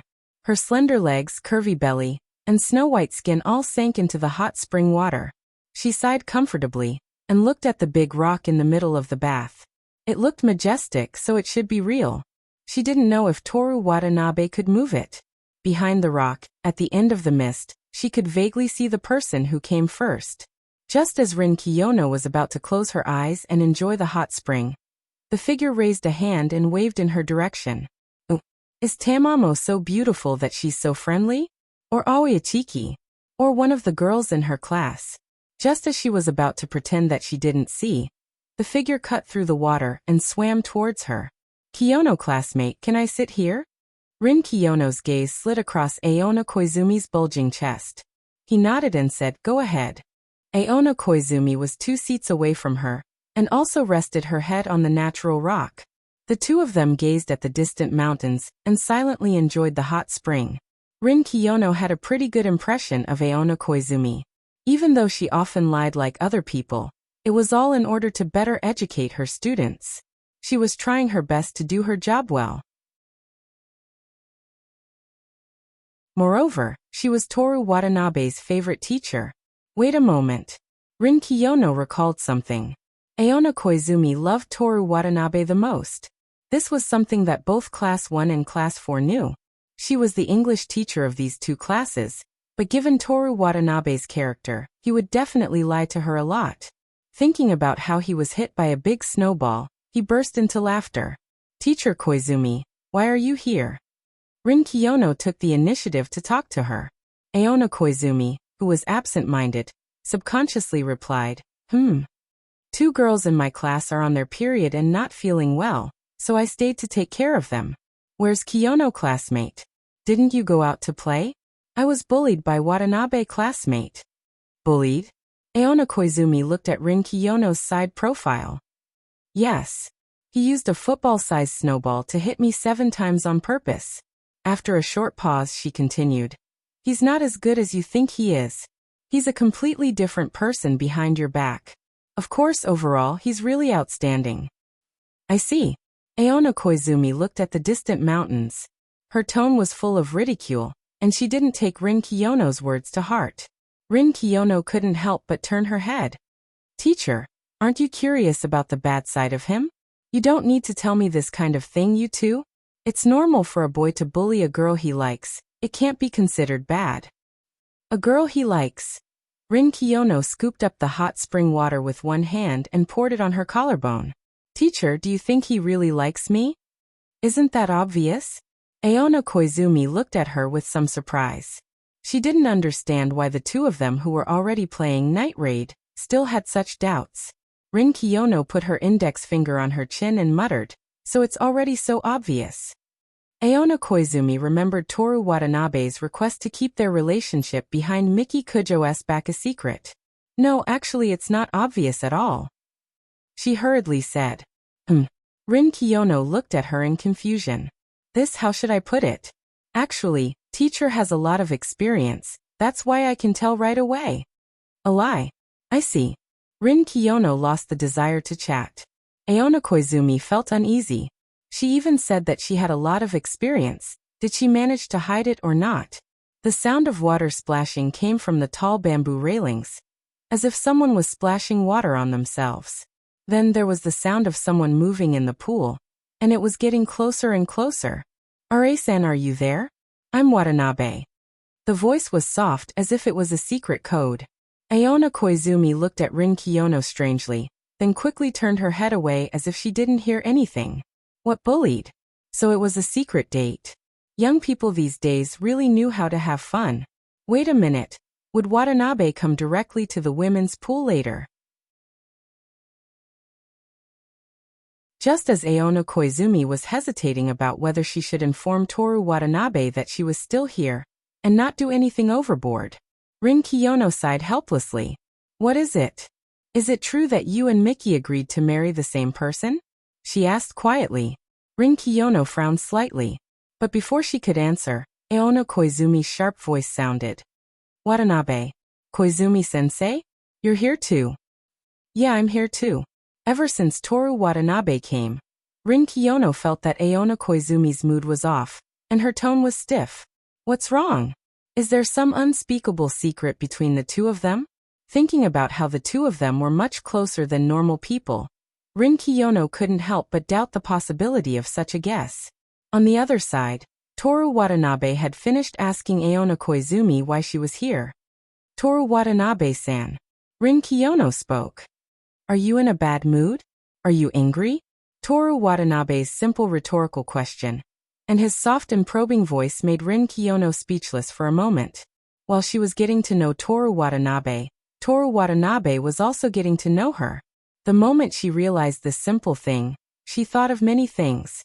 The two of them walked through the streets in the early hours of the morning, watched the trolley rumble by on the overpass, looked up at the same starry sky in the middle of the night, and now, soaked in a hot spring and chatted with bamboo bars. The two of them could foresee that they would be together for at least 2 more years in high school, and 4 more years in university. This kind of future didn't seem to be very annoying. "Kiyono-san?" Rin Kiyono came back to her senses and recalled her mood when she asked the question just now. "Yeah, a little. Is it because of Snowball?" "No." Aona Koizumi was right beside her, but the girl never lied, so. "It's because of you and Koizumi-sensei," she said. "Me and Koizumi-sensei?" "Because of me?" Aona Koizumi was surprised at first, and then suddenly seemed to understand something. "Well, I'm done soaking. Watanabe, you and Kiyono-san take your time soaking, but don't soak for too long, or you'll get dizzy." After saying that, she stood up, covered her front with a bath towel, and walked to the indoor changing room. Water droplets slid down her graceful body. Rin Kiyono vaguely felt that Toru Watanabe seemed to be helpless on the other side of the bamboo bars. "You like Koizumi-sensei?" she asked. "Isn't that a given?" Rin Kiyono felt inexplicably uncomfortable. She couldn't help but mock him. "So you like older women?" "No, my love for Koizumi-sensei is just ordinary love. What I really like is Kiyono-san, a student like you, such as Miki." "Can you be a little more serious? Am I lying? No, right? How is telling the truth not serious?" Rin Kiyono sighed deeply. "I'm going to close my eyes and rest for a while." "Okay." The two of them stopped talking. Rin Kiyono also sank her neck into the hot spring, leaned her head against the stone, and looked up at the sky. Suddenly it started snowing. Pure white snowflakes drifted down from the colorless and transparent sky. It was indescribably beautiful. As the snowflakes melted in the hot spring, her body seemed to melt along with them. She felt warm all over and couldn't muster up any strength. Perhaps it was because of the long ride yesterday, the courage trial, and today's off-road car race and snowball battle. A wave of sleepiness crept over her. Her vision slowly darkened. By the time she realized that something was wrong, her body had already lost control. "Kiyono-san, I'm almost done. I'll take my leave first," Toru Watanabe called out. No one responded. Toru Watanabe was slightly puzzled. He didn't hear the sound of water just now. Rin Kiyono was definitely still inside, and she definitely wasn't someone who didn't speak because she was angry. This person hated everyone, so she was so polite to the point of being ruthless. "Kiyono-san? Raza-san?" Still no response. Toru Watanabe faintly felt that something was wrong, so he raised his voice and called out twice more. This time, there was finally a very, very small response. "Do. Bien, Kiyono-san." Toru Watanabe swooshed out of the hot spring and stood up. He quickly glanced at the bamboo fence. It was smooth and high, and there was no way he could jump over it. He ran into the changing room. He didn't have time to put on his bathrobe, so he casually wrapped a bath towel around his waist and rushed into the female bathroom. When he passed by the female changing room, he took the light blue bathrobe from Rin Kiyono's basket. The layout of the female bathroom was much more elegant than the male bathroom with the rabbit peeing sculpture. However, Toru Watanabe didn't have any thoughts of studying the female bathroom at this time. Rin Kiyono's whole body was soaked in the white hot spring water. The only part of her face that was exposed was already red and covered with sweat. "Kiyono." Toru Watanabe quickly walked over, put his hands on her arms, closed his eyes, and lifted her up. Then, based on his memory, he put on the bathrobe for her. Her arms were fine. When he closed his eyes to look for the belt, his hands would accidentally scratch her skin. In order to suppress his pounding heart, Toru Watanabe closed his eyes tightly. After making sure that the belt was buckled, he opened his eyes and was already sweating. But there was one thing that he didn't think of: wiping his sweat.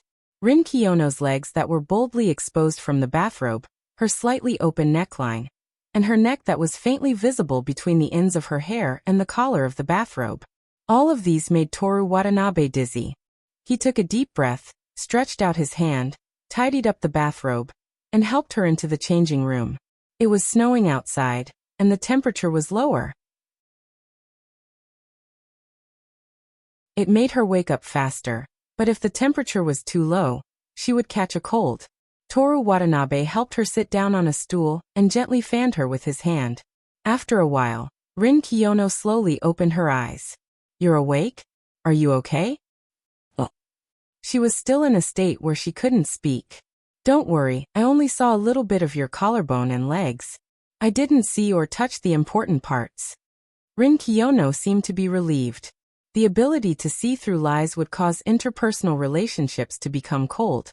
But it could indeed reduce misunderstandings and conflicts. If he didn't have this ability, Toru Watanabe wouldn't be able to explain himself. But if he took the opportunity to see everything, how would Rin Kiyono react? Based on her usual rationality, she would probably accept it helplessly, right? But she liked to target him. Maybe she would throw her rationality aside and use the experience of saving someone from a coma to ask him. But this was the body of the goddess Kiyono. This might be a once-in-a-lifetime opportunity. Rin Kiyono was fine, but Toru Watanabe was a little regretful. While his imagination was running wild, his eyes were not honest. His gaze moved down from Rin Kiyono's face. Every curve that made up this body was precisely calculated and designed. Every inch of the body had its own function, and the body was so slender. "What are you looking at? You can talk now?" "Yes. What are you looking at?" Rin Kiyono asked again.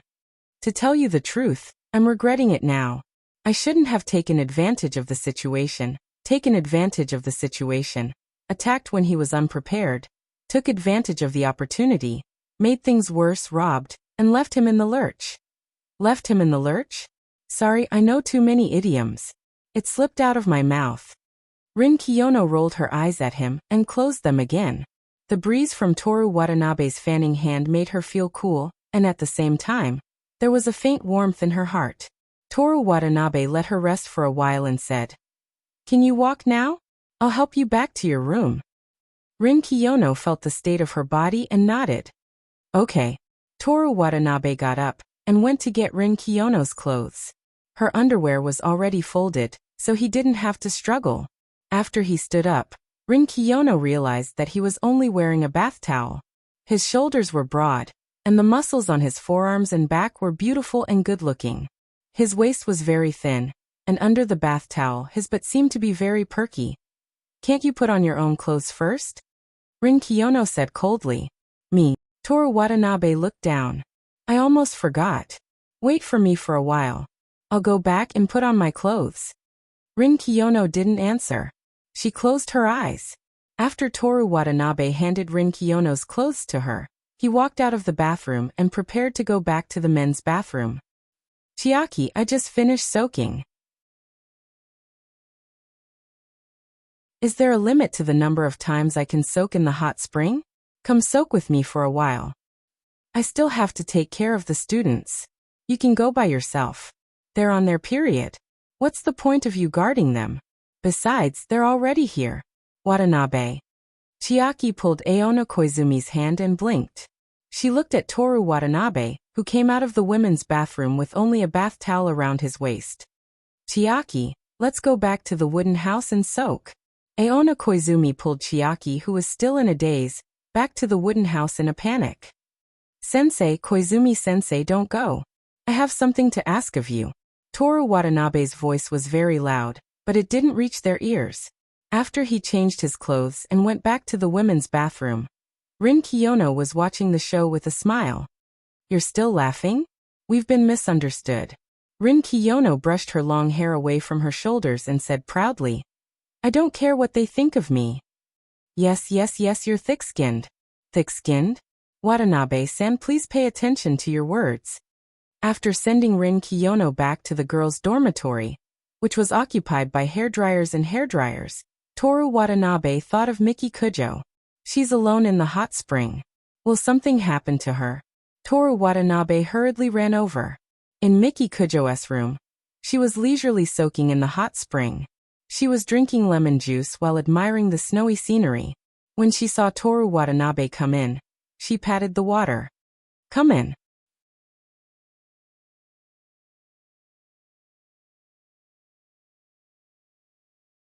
Chapter 184. Toru Watanabe walked to the side of the bathtub, picked up the glass jug of lemon juice, poured himself a glass, and gulped it down. Bathing, saving people, and rushing here in a hurry had caused him to lose a lot of water. Miki Kujo looked at his Adam's apple moving up and down. What's the matter? Why are you so flustered? Toru Watanabe put down the empty glass. I finished bathing, and when I stood up, I suddenly felt dizzy. I was worried that something would happen to you, so I hurried over. You're making a fuss over nothing, but I'm very satisfied. As a reward, I'll allow you to bathe with me again. No, Toru Watanabe said. I'm very hot right now. I'm not interested in the hot spring. Miki Kujo reached out and grabbed Toru Watanabe's collar, pulling him directly into the bathtub. Wait, I haven't taken off my clothes. It's not bad to wear clothes occasionally. Miki, I find that you're getting more and more lecherous. Because I'm liking you more and more. Miki Kujo sat on Toru Watanabe's lap, her hands on his shoulders, and a contemptuous smile on her lips. Toru Watanabe put his hand on her slender waist. In this position, neither of us can see the snow. Is the snow as beautiful as me? Miki Kujo's voice was undulating. Without waiting for Toru Watanabe's reply, she bent down slightly and stuck out her soft pink tongue. Toru Watanabe looked up. At the same time, the hand on Miki Kujo's waist moved up the flawless curve of her back, and finally circled to the front. It was already noon when they came out of the hot spring. The two of them were ready to eat. Miki Kujo planned to eat in the room, but Toru Watanabe forced her to put on her pantyhose, clothes and skirt, and carried her out of the room.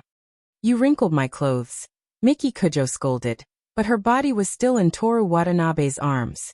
This campsite was very famous and had a complete set of facilities. There were all kinds of restaurants. The two of them walked into a barbecue restaurant. There was a snowman in front of the restaurant.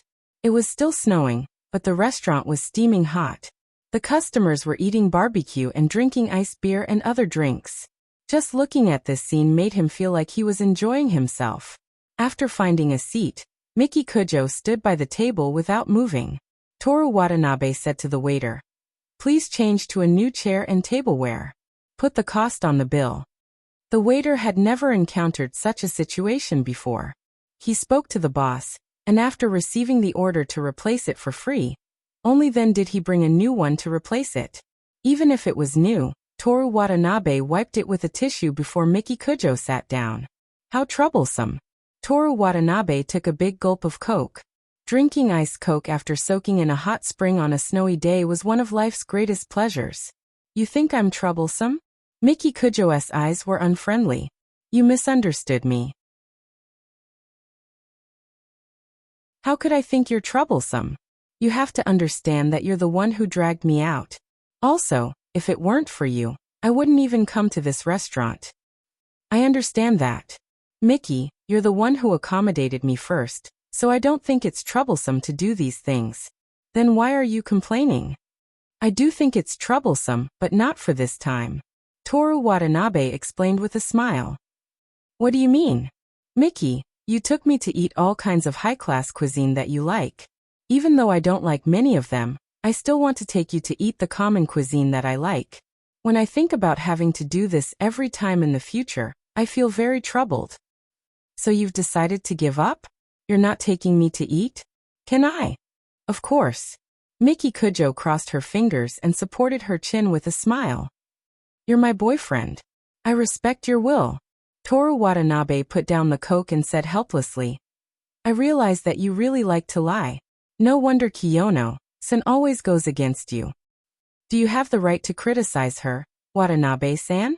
Accompanied by a cold and pleasant voice, Rin Kiyono walked out of the restaurant with light steps as if she was weightless. She was wearing a white plush winter coat and a white dress that reached her ankles. Coupled with her snow-white and sparkling skin, it was as if a snow woman had visited this restaurant. What a coincidence. Toru Watanabe glanced at her and waved at the cashier. Waiter, please give me a new set of cutlery. Okay, coming right up. Miki Kujo looked over. Did I allow her to sit with us? Did I say that I wanted to eat with you? Rin Kiyono also looked at Toru Watanabe. It's a gathering of the Human Observation Department. Toru Watanabe raised the Coke in his hand and made a toast to the two of them. After taking a sip, he said, It's a temporary gathering organized by the Deputy Minister. Miki Kujo rolled her eyes at him and did not pursue the matter any further. First, you didn't submit the application for permission.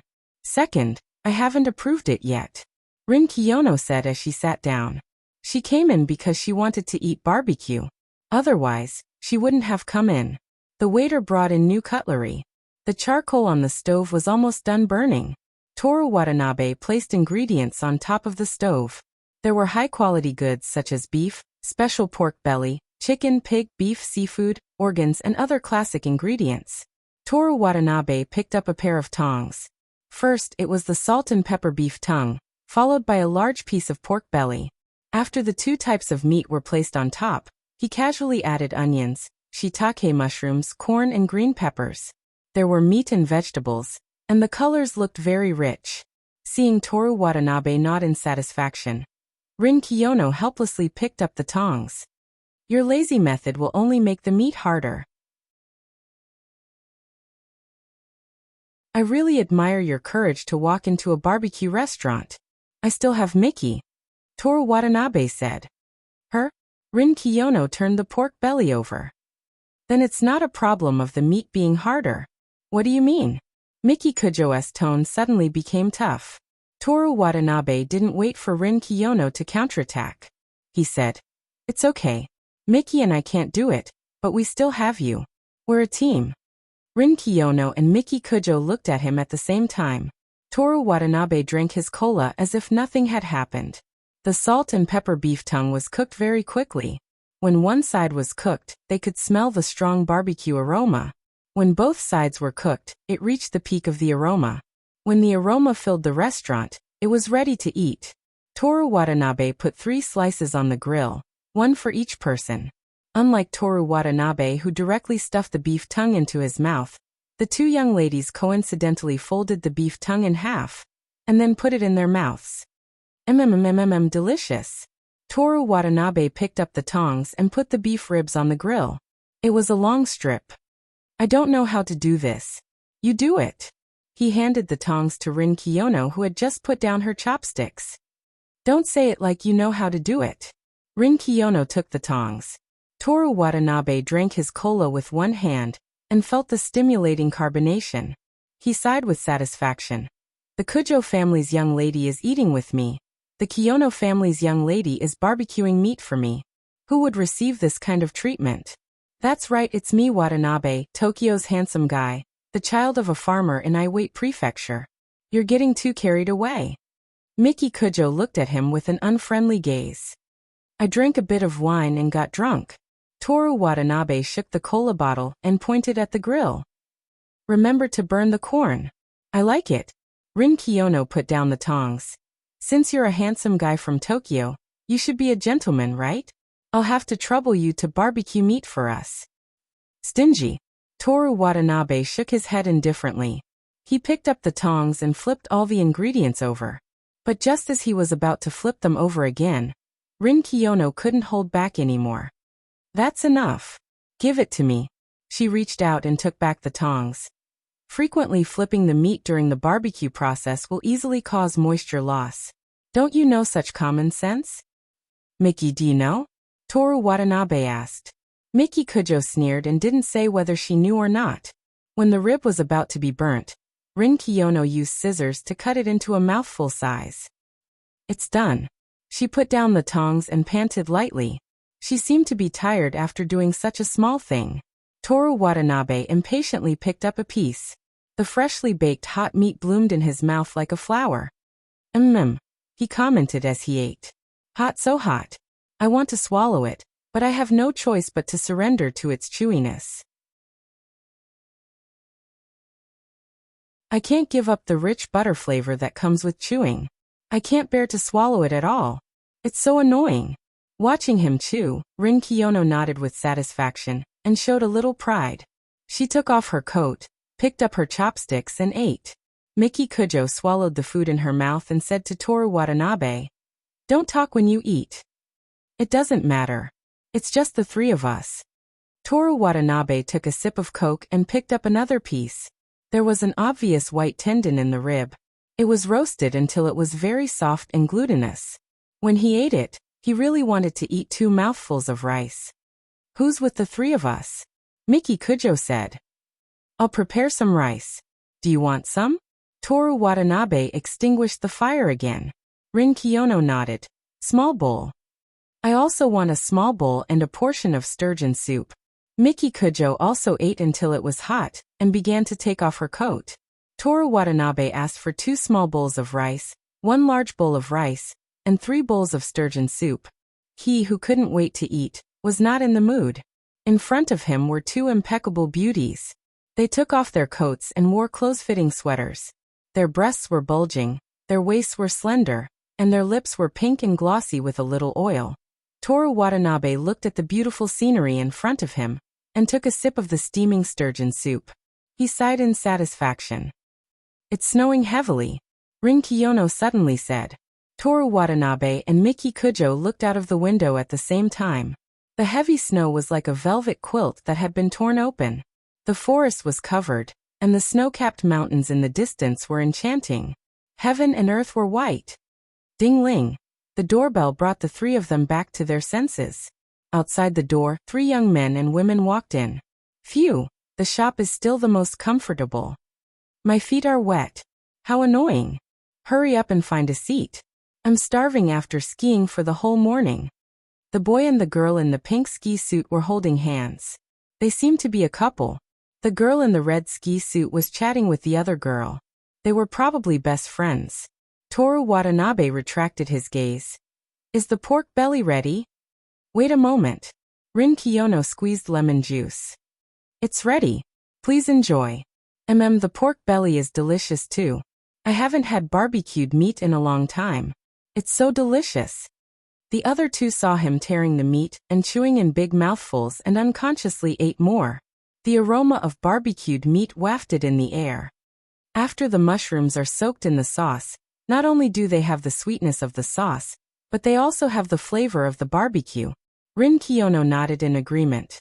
She was more like a gourmet than a customer. Toru Watanabe picked up his corn and put the scallops in the tin foil plate on the barbecue grill. I like slightly burnt corn. Toru Watanabe rubbed a row of corn with his hands, threw it into his mouth, and chewed. In my hometown, I would burn the potatoes and corn on purpose. It's very fragrant. Do you want to try it? The two young ladies didn't respond. It seemed that it was difficult for city people and country people to identify with each other. Toru Watanabe didn't mind. He rubbed the corn with his fingers and admired the two girls. I'm going to the bathroom. A voice came from not far away. It was the girl in the pink ski suit from Group 3. Toru Watanabe didn't pay attention at first, but he accidentally saw the boy feeding the girl in the red ski suit. Cough cough. He almost choked on the corn. Miki Kujo looked at him with disdain. Be careful. No. Toru Watanabe gestured for them to look in that direction. The two girls looked over. The girl in the red ski suit opened her mouth. The boy was feeding her barbecue meat with chopsticks. The girl purposely put her chopsticks in her mouth. The boy and the girl didn't speak, but smiled ambiguously at each other. That boy was holding hands with the girl in pink. Rin Kiyono asked with certainty. Cheating. Miki Kujo said. Scumbag. Toru Watanabe shook his head and ate another handful of corn. Delicious. And the taste of home. The snow outside was getting heavier and heavier. On the barbecue grill, the scallops were bubbling in the tinfoil plate. Jealous? Miki Kujo asked with a smile. Do I need to be jealous of him? In order to prevent misunderstandings, Toru Watanabe added an explanation. Not to mention the two of them. Even if there were 200, 2,000, or 20,000, they wouldn't be able to compare to a single strand of your hair, Miki. Miki Kujo snorted disdainfully, glib tongue. Can you not talk about disgusting things when eating? Rin Kiyono ate the broccoli in small bites. The three of them no longer paid attention to the table and continued to eat the barbecue. Toru Watanabe ate the barbecued tenderloin with white rice. He ate 3 mouthfuls in a row and drank a mouthful of sturgeon soup. The scallops are ready. The chef reminded Kiyono. Wait a minute, let me test the poison for you first. Toru Watanabe reached for the tin foil box with his chopsticks. Without coming into contact with an open flame, the scallops retained their moisture and smoothness. With a light bite of his teeth, the scallops broke into 2 halves and a fresh fragrance burst out in his mouth. It was so delicious that Toru Watanabe was speechless and gave Rin Kiyono a thumbs up. The two of them watched him wolf down the food and also began to eat. It's average. Miki Kujo commented after eating. Lies. After saying that, Rin Kiyono immersed herself in her own world and carefully tasted the scallops.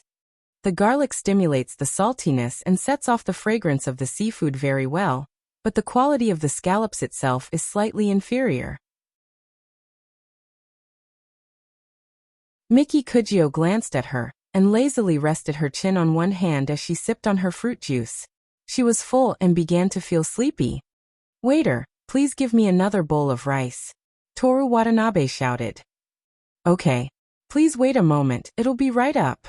Miki Kujo looked at him and said lazily. Is it that good? When I was bathing just now, I used too much energy. Toru Watanabe replied. Under the table, Miki Kujo, who had her legs crossed, kicked him. On the table, Rin Kiyono pulled her hair behind her ears and took a sip of the sturgeon soup to cover her face. When the meal was almost over, the two young ladies ordered ice cream and ate it in small bites. Toru Watanabe dipped the premium pork belly in sauce and ate it with the rice. After eating, he ate the mint-flavored ice cream. Outside the window, it was still snowing. In the shop, the barbecued meat sizzled under the charcoal fire. When Toru Watanabe finished eating the ice cream, the snow had just lightened and was about the same as when they arrived. The three of them prepared to go back. I'll go pay the bill. Put on your jackets and don't catch a cold. Toru Watanabe walked to the cashier. 35,000 yuan. The waiter said. Toru Watanabe took out 4 10,000 yuan notes from his wallet and handed them to the cashier. 1,000 yuan, 2, 3, a total of 5. The cashier counted them in front of him and then handed him the change with both hands. Your change is 5,000 yuan. Thank you. Toru Watanabe looked back. The 2 young ladies were already behind him and had put on their clothes. The waiter said, "Please be careful on your way back. Please come again." The 3 of them walked out of the shop. The snow fell on their bodies, cold and comfortable. The world was white. In the heavy snow, they stepped on the snow and walked toward the wooden house. "What's your plan in the afternoon? Do you want to go fishing?" Toru Watanabe asked loudly. "Take a nap, then work." Miki Kujo put her hands in her pockets. Rin Kiyono hugged herself. "I'm going to take a nap too. I'll stay in the dorm to read in the afternoon." After walking away, Toru Watanabe looked back. In the heavy snow, the barbecue shop with its lights on and smoke coming out of the chimney was like a mirage. It was noon on a snowy day.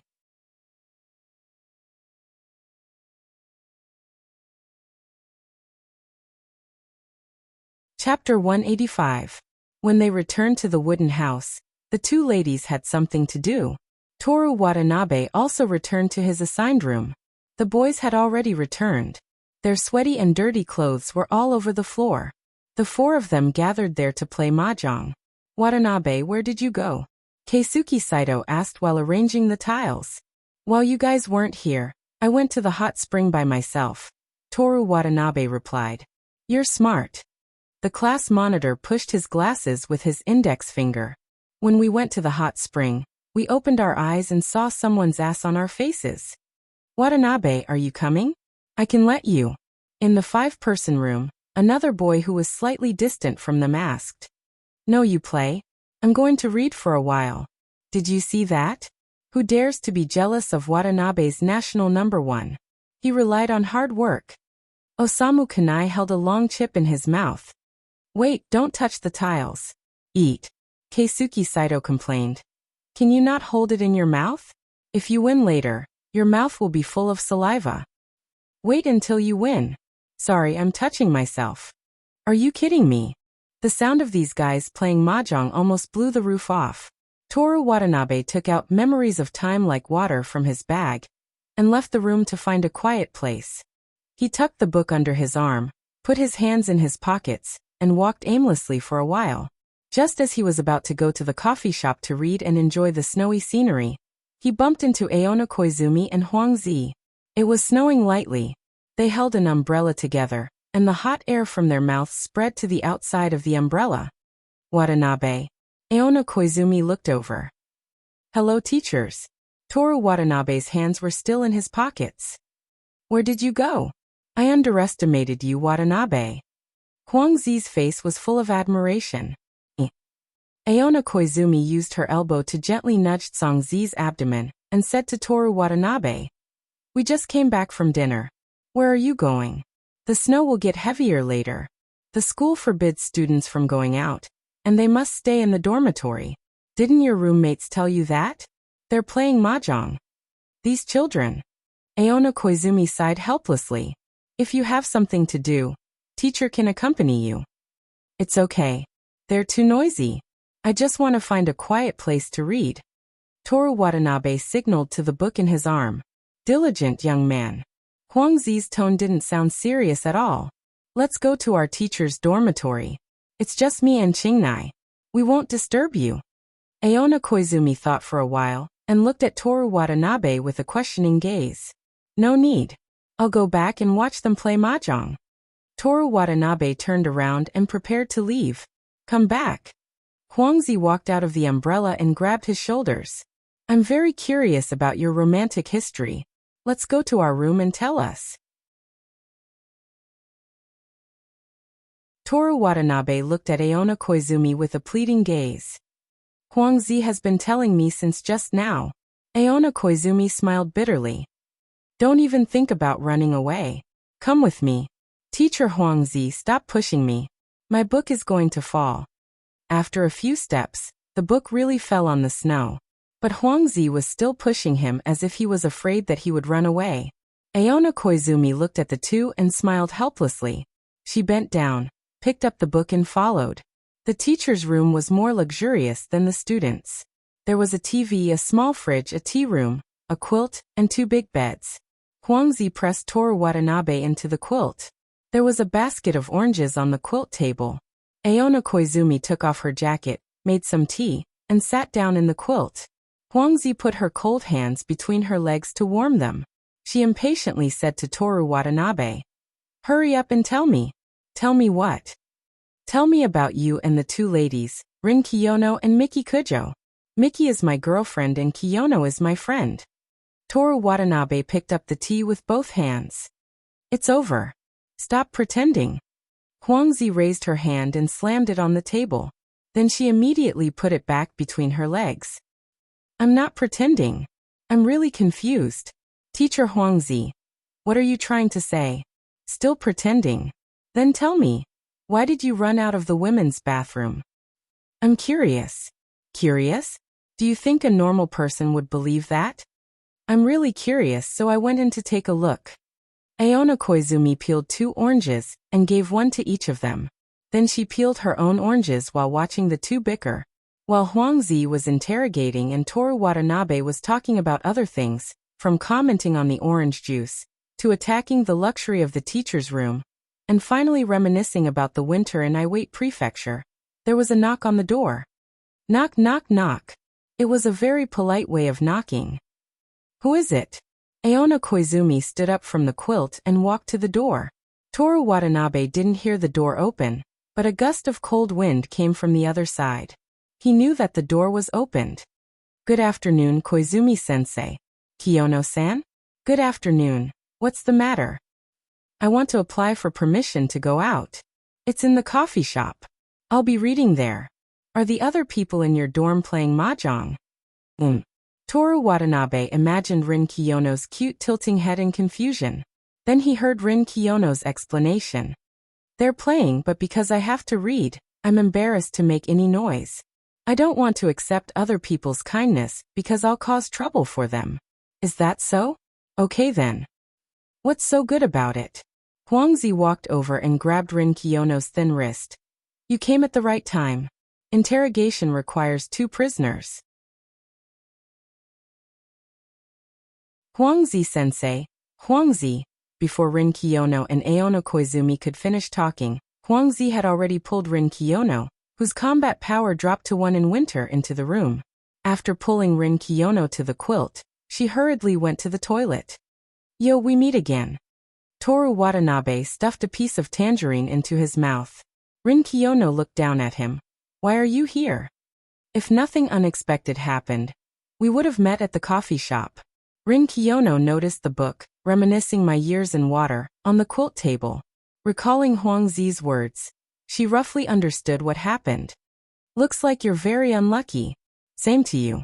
Why are you still standing?" Huangzi came out of the toilet. "Hurry up and sit down." Qing Yi Rin, who was no better than a puppet that could be manipulated by anyone, was forced into the quilt again. "Huangzi-sensei," she called out with slight dissatisfaction. "Come, eat this tangerine." Huangzi stuffed a yellow, round tangerine into her hand. Rin Kiyono looked at the tangerine and sighed softly. "Thank you." She began to peel the tangerine elegantly. Her hands were slender and delicate like glass, giving people the feeling that they would break with a single snap.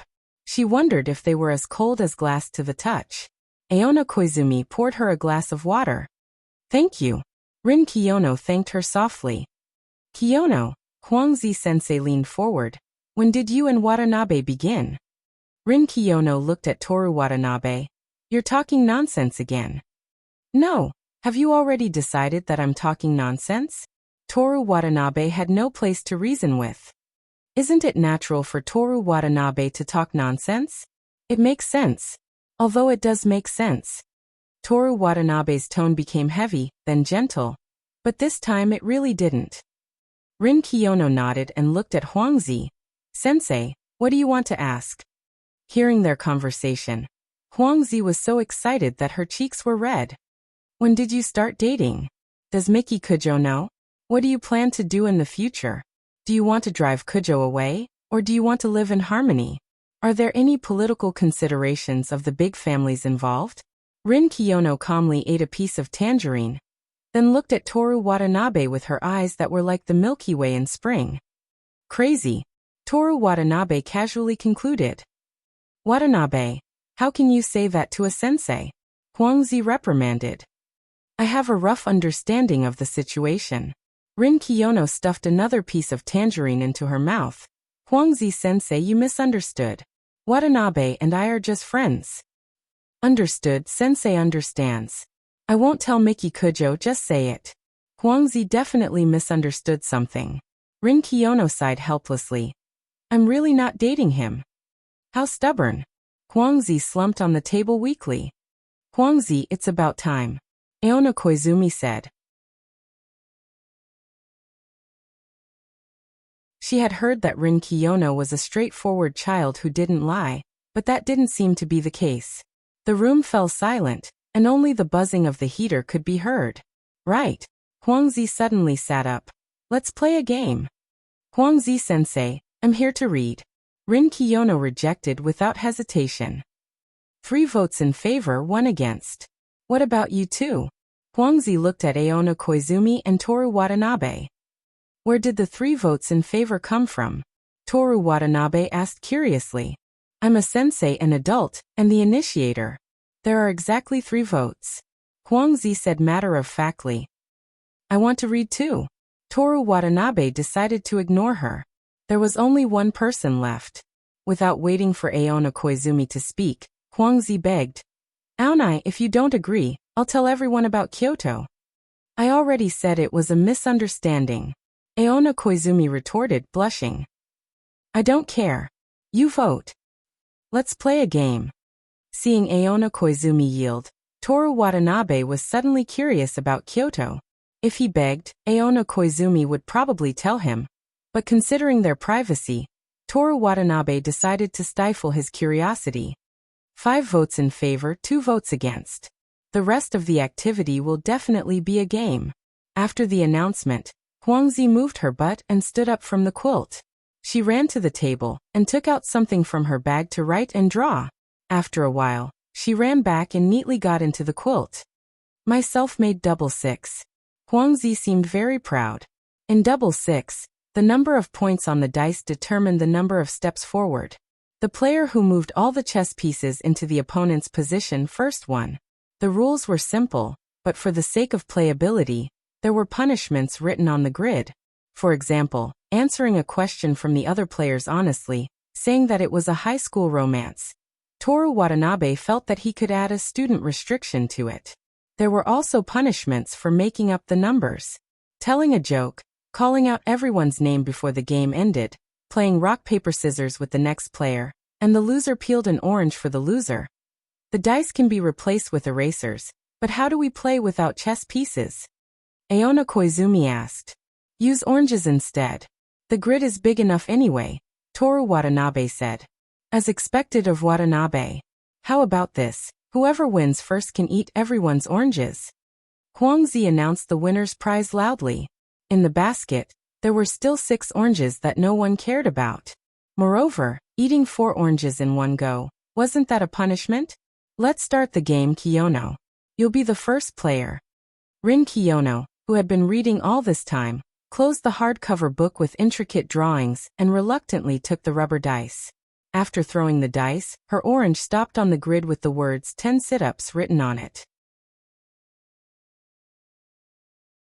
In that instant, Toru Watanabe saw for the first time a look of regret flash across Rin Kiyono's face. Was she thinking, if I had known, I wouldn't have played this game in the first place? Rin Kiyono lay down obediently and Aona Koizumi helped to press her feet. Rin Kiyono took a deep breath, snorted pleasantly, and suddenly straightened her body. The 3 of them fell silent as they watched her stand at a 40-degree angle and fall back down without any ability to stand up again. Rin Kiyono, who was lying flat, took 2 deep breaths and challenged again. Why don't we just let it go? Toru Watanabe asked tentatively. Rin Kiyono sat up, tidied up her hair and clothes, and buried her lower body under the quilt again. I can exchange punishments with you guys, No matter what the punishment is, she said nonchalantly. Kiyono-san, you should also pay attention to your body when you're studying. Aona Koizumi gently reminded her. That's the only thing I can't do. As expected of RA-san. Okay, let's continue. Huangzi urged. Something so interesting happened at the beginning. I'm really looking forward to the rest. Watanabe, you do it. Toru Watanabe picked up the dice. So everyone, can I ask if master-level kickboxing can control the rolling of an eraser? Honestly answer a question from the other players. What a headache. Kiyono-san, let's exchange. Toru Watanabe said regretfully. Watanabe-san, your tone is too fake. Rin Kiyono said. I did it on purpose. Toru Watanabe kept a straight face, trying to restrain his smile. Rin Kiyono looked at him coldly, sighed, and said helplessly, ask away. Ha ha ha. Huangzi excitedly rubbed his hands. Kiyono-san, how's Watanabe's figure? Huangzi. Aona Koizumi hurriedly stopped him. How can you ask a student such a question? What does it matter? Even if we're teacher and student, we're still friends. Huangzi said disapprovingly. Aona Koizumi said to Rin Kiyono. Kiyono-san, if you don't want to answer, you can ask another question. Thank you, teacher, but there's no need. Rin Kiyono rubbed her chin and thought for a moment. Watanabe-san's figure is very good. After saying that, she added, don't worry. But I don't care about whether his figure is good or bad, or whether he's beautiful or ugly. I won't give him extra points if he's good or bad. Then what do you see in Watanabe? Huangzi asked again. You've already asked, Teacher Huangzi. Rin Kiyono replied. I'm also curious about this question. Aona Koizumi looked at her. Rin Kiyono's head seemed to be hurting more and more. She thought for a moment and said, he likes to lie, but he gives me a feeling that as long as I want to know, he won't hide anything from me. I don't know if this feeling is real or fake. Is it real or fake? Aona Koizumi asked Toru Watanabe. Of course it's real. At that moment, Toru Watanabe thought. Rin Kiyono nonchalantly picked up her teacup and took a sip. Amidst the steaming steam, she had a faint smile on her face. Aona Koizumi nodded in satisfaction. Her gaze towards Toru Watanabe became gentler, but she was faintly worried for him. This is definitely a lie. Huangzi touched her arm and felt the rotten smell of love. At that moment, Toru Watanabe suddenly thought of the system. This matter, it seems like I can't talk about it? Forget it, Rin Kiyono doesn't know about the system anyway. It's my turn to ask the next question. Toru Watanabe finally laughed and stared at Rin Kiyono maliciously. Wait a minute. Huangzi stopped him. I think 10 sit-ups can only be exchanged for 2 questions. Watanabe has to answer the last question himself. Toru Watanabe stopped smiling. Teacher, you don't want to play games at all. You just want to gossip, right? Huangzi nodded with a smile. She didn't hide anything. I agree with Huangzi's suggestion. Aona Koizumi raised her hand with a smile. I have no objections. Rin Kiyono also chuckled and voted in favor. Okay, ask away. Toru Watanabe said helplessly. What do you see in Rin Kiyono, classmate? Huangzi immediately asked the question she had thought of. Toru Watanabe originally wanted to talk about her looks, but that was a matter for later. Then he thought about her legs, but that was just icing on the cake. In this world, if you don't want to be hated, as long as you work hard, anyone can do it. Lying, compromising, giving up. Toru Watanabe thought about Rin Kiyono's annoying and likable personality and continued. She knows that she's hated, but she still insists on her own path in life and never makes up lies. I probably can't live like this for even a day. I admire her persistence, I envy her character, and I yearn for her courage. The room fell silent for a moment. Is it too serious? Toru Watanabe said. Then I'll change it. Didn't Kiyono say that as long as she wants to know, I won't hide anything from her? I also have a feeling that as long as I don't want to say it, Kiyono won't insist on asking me. Rin Kiyono looked at him in a daze and finally lowered her eyes. She gently stroked the teacup with her fingers. The warm breath spread all the way to her heart.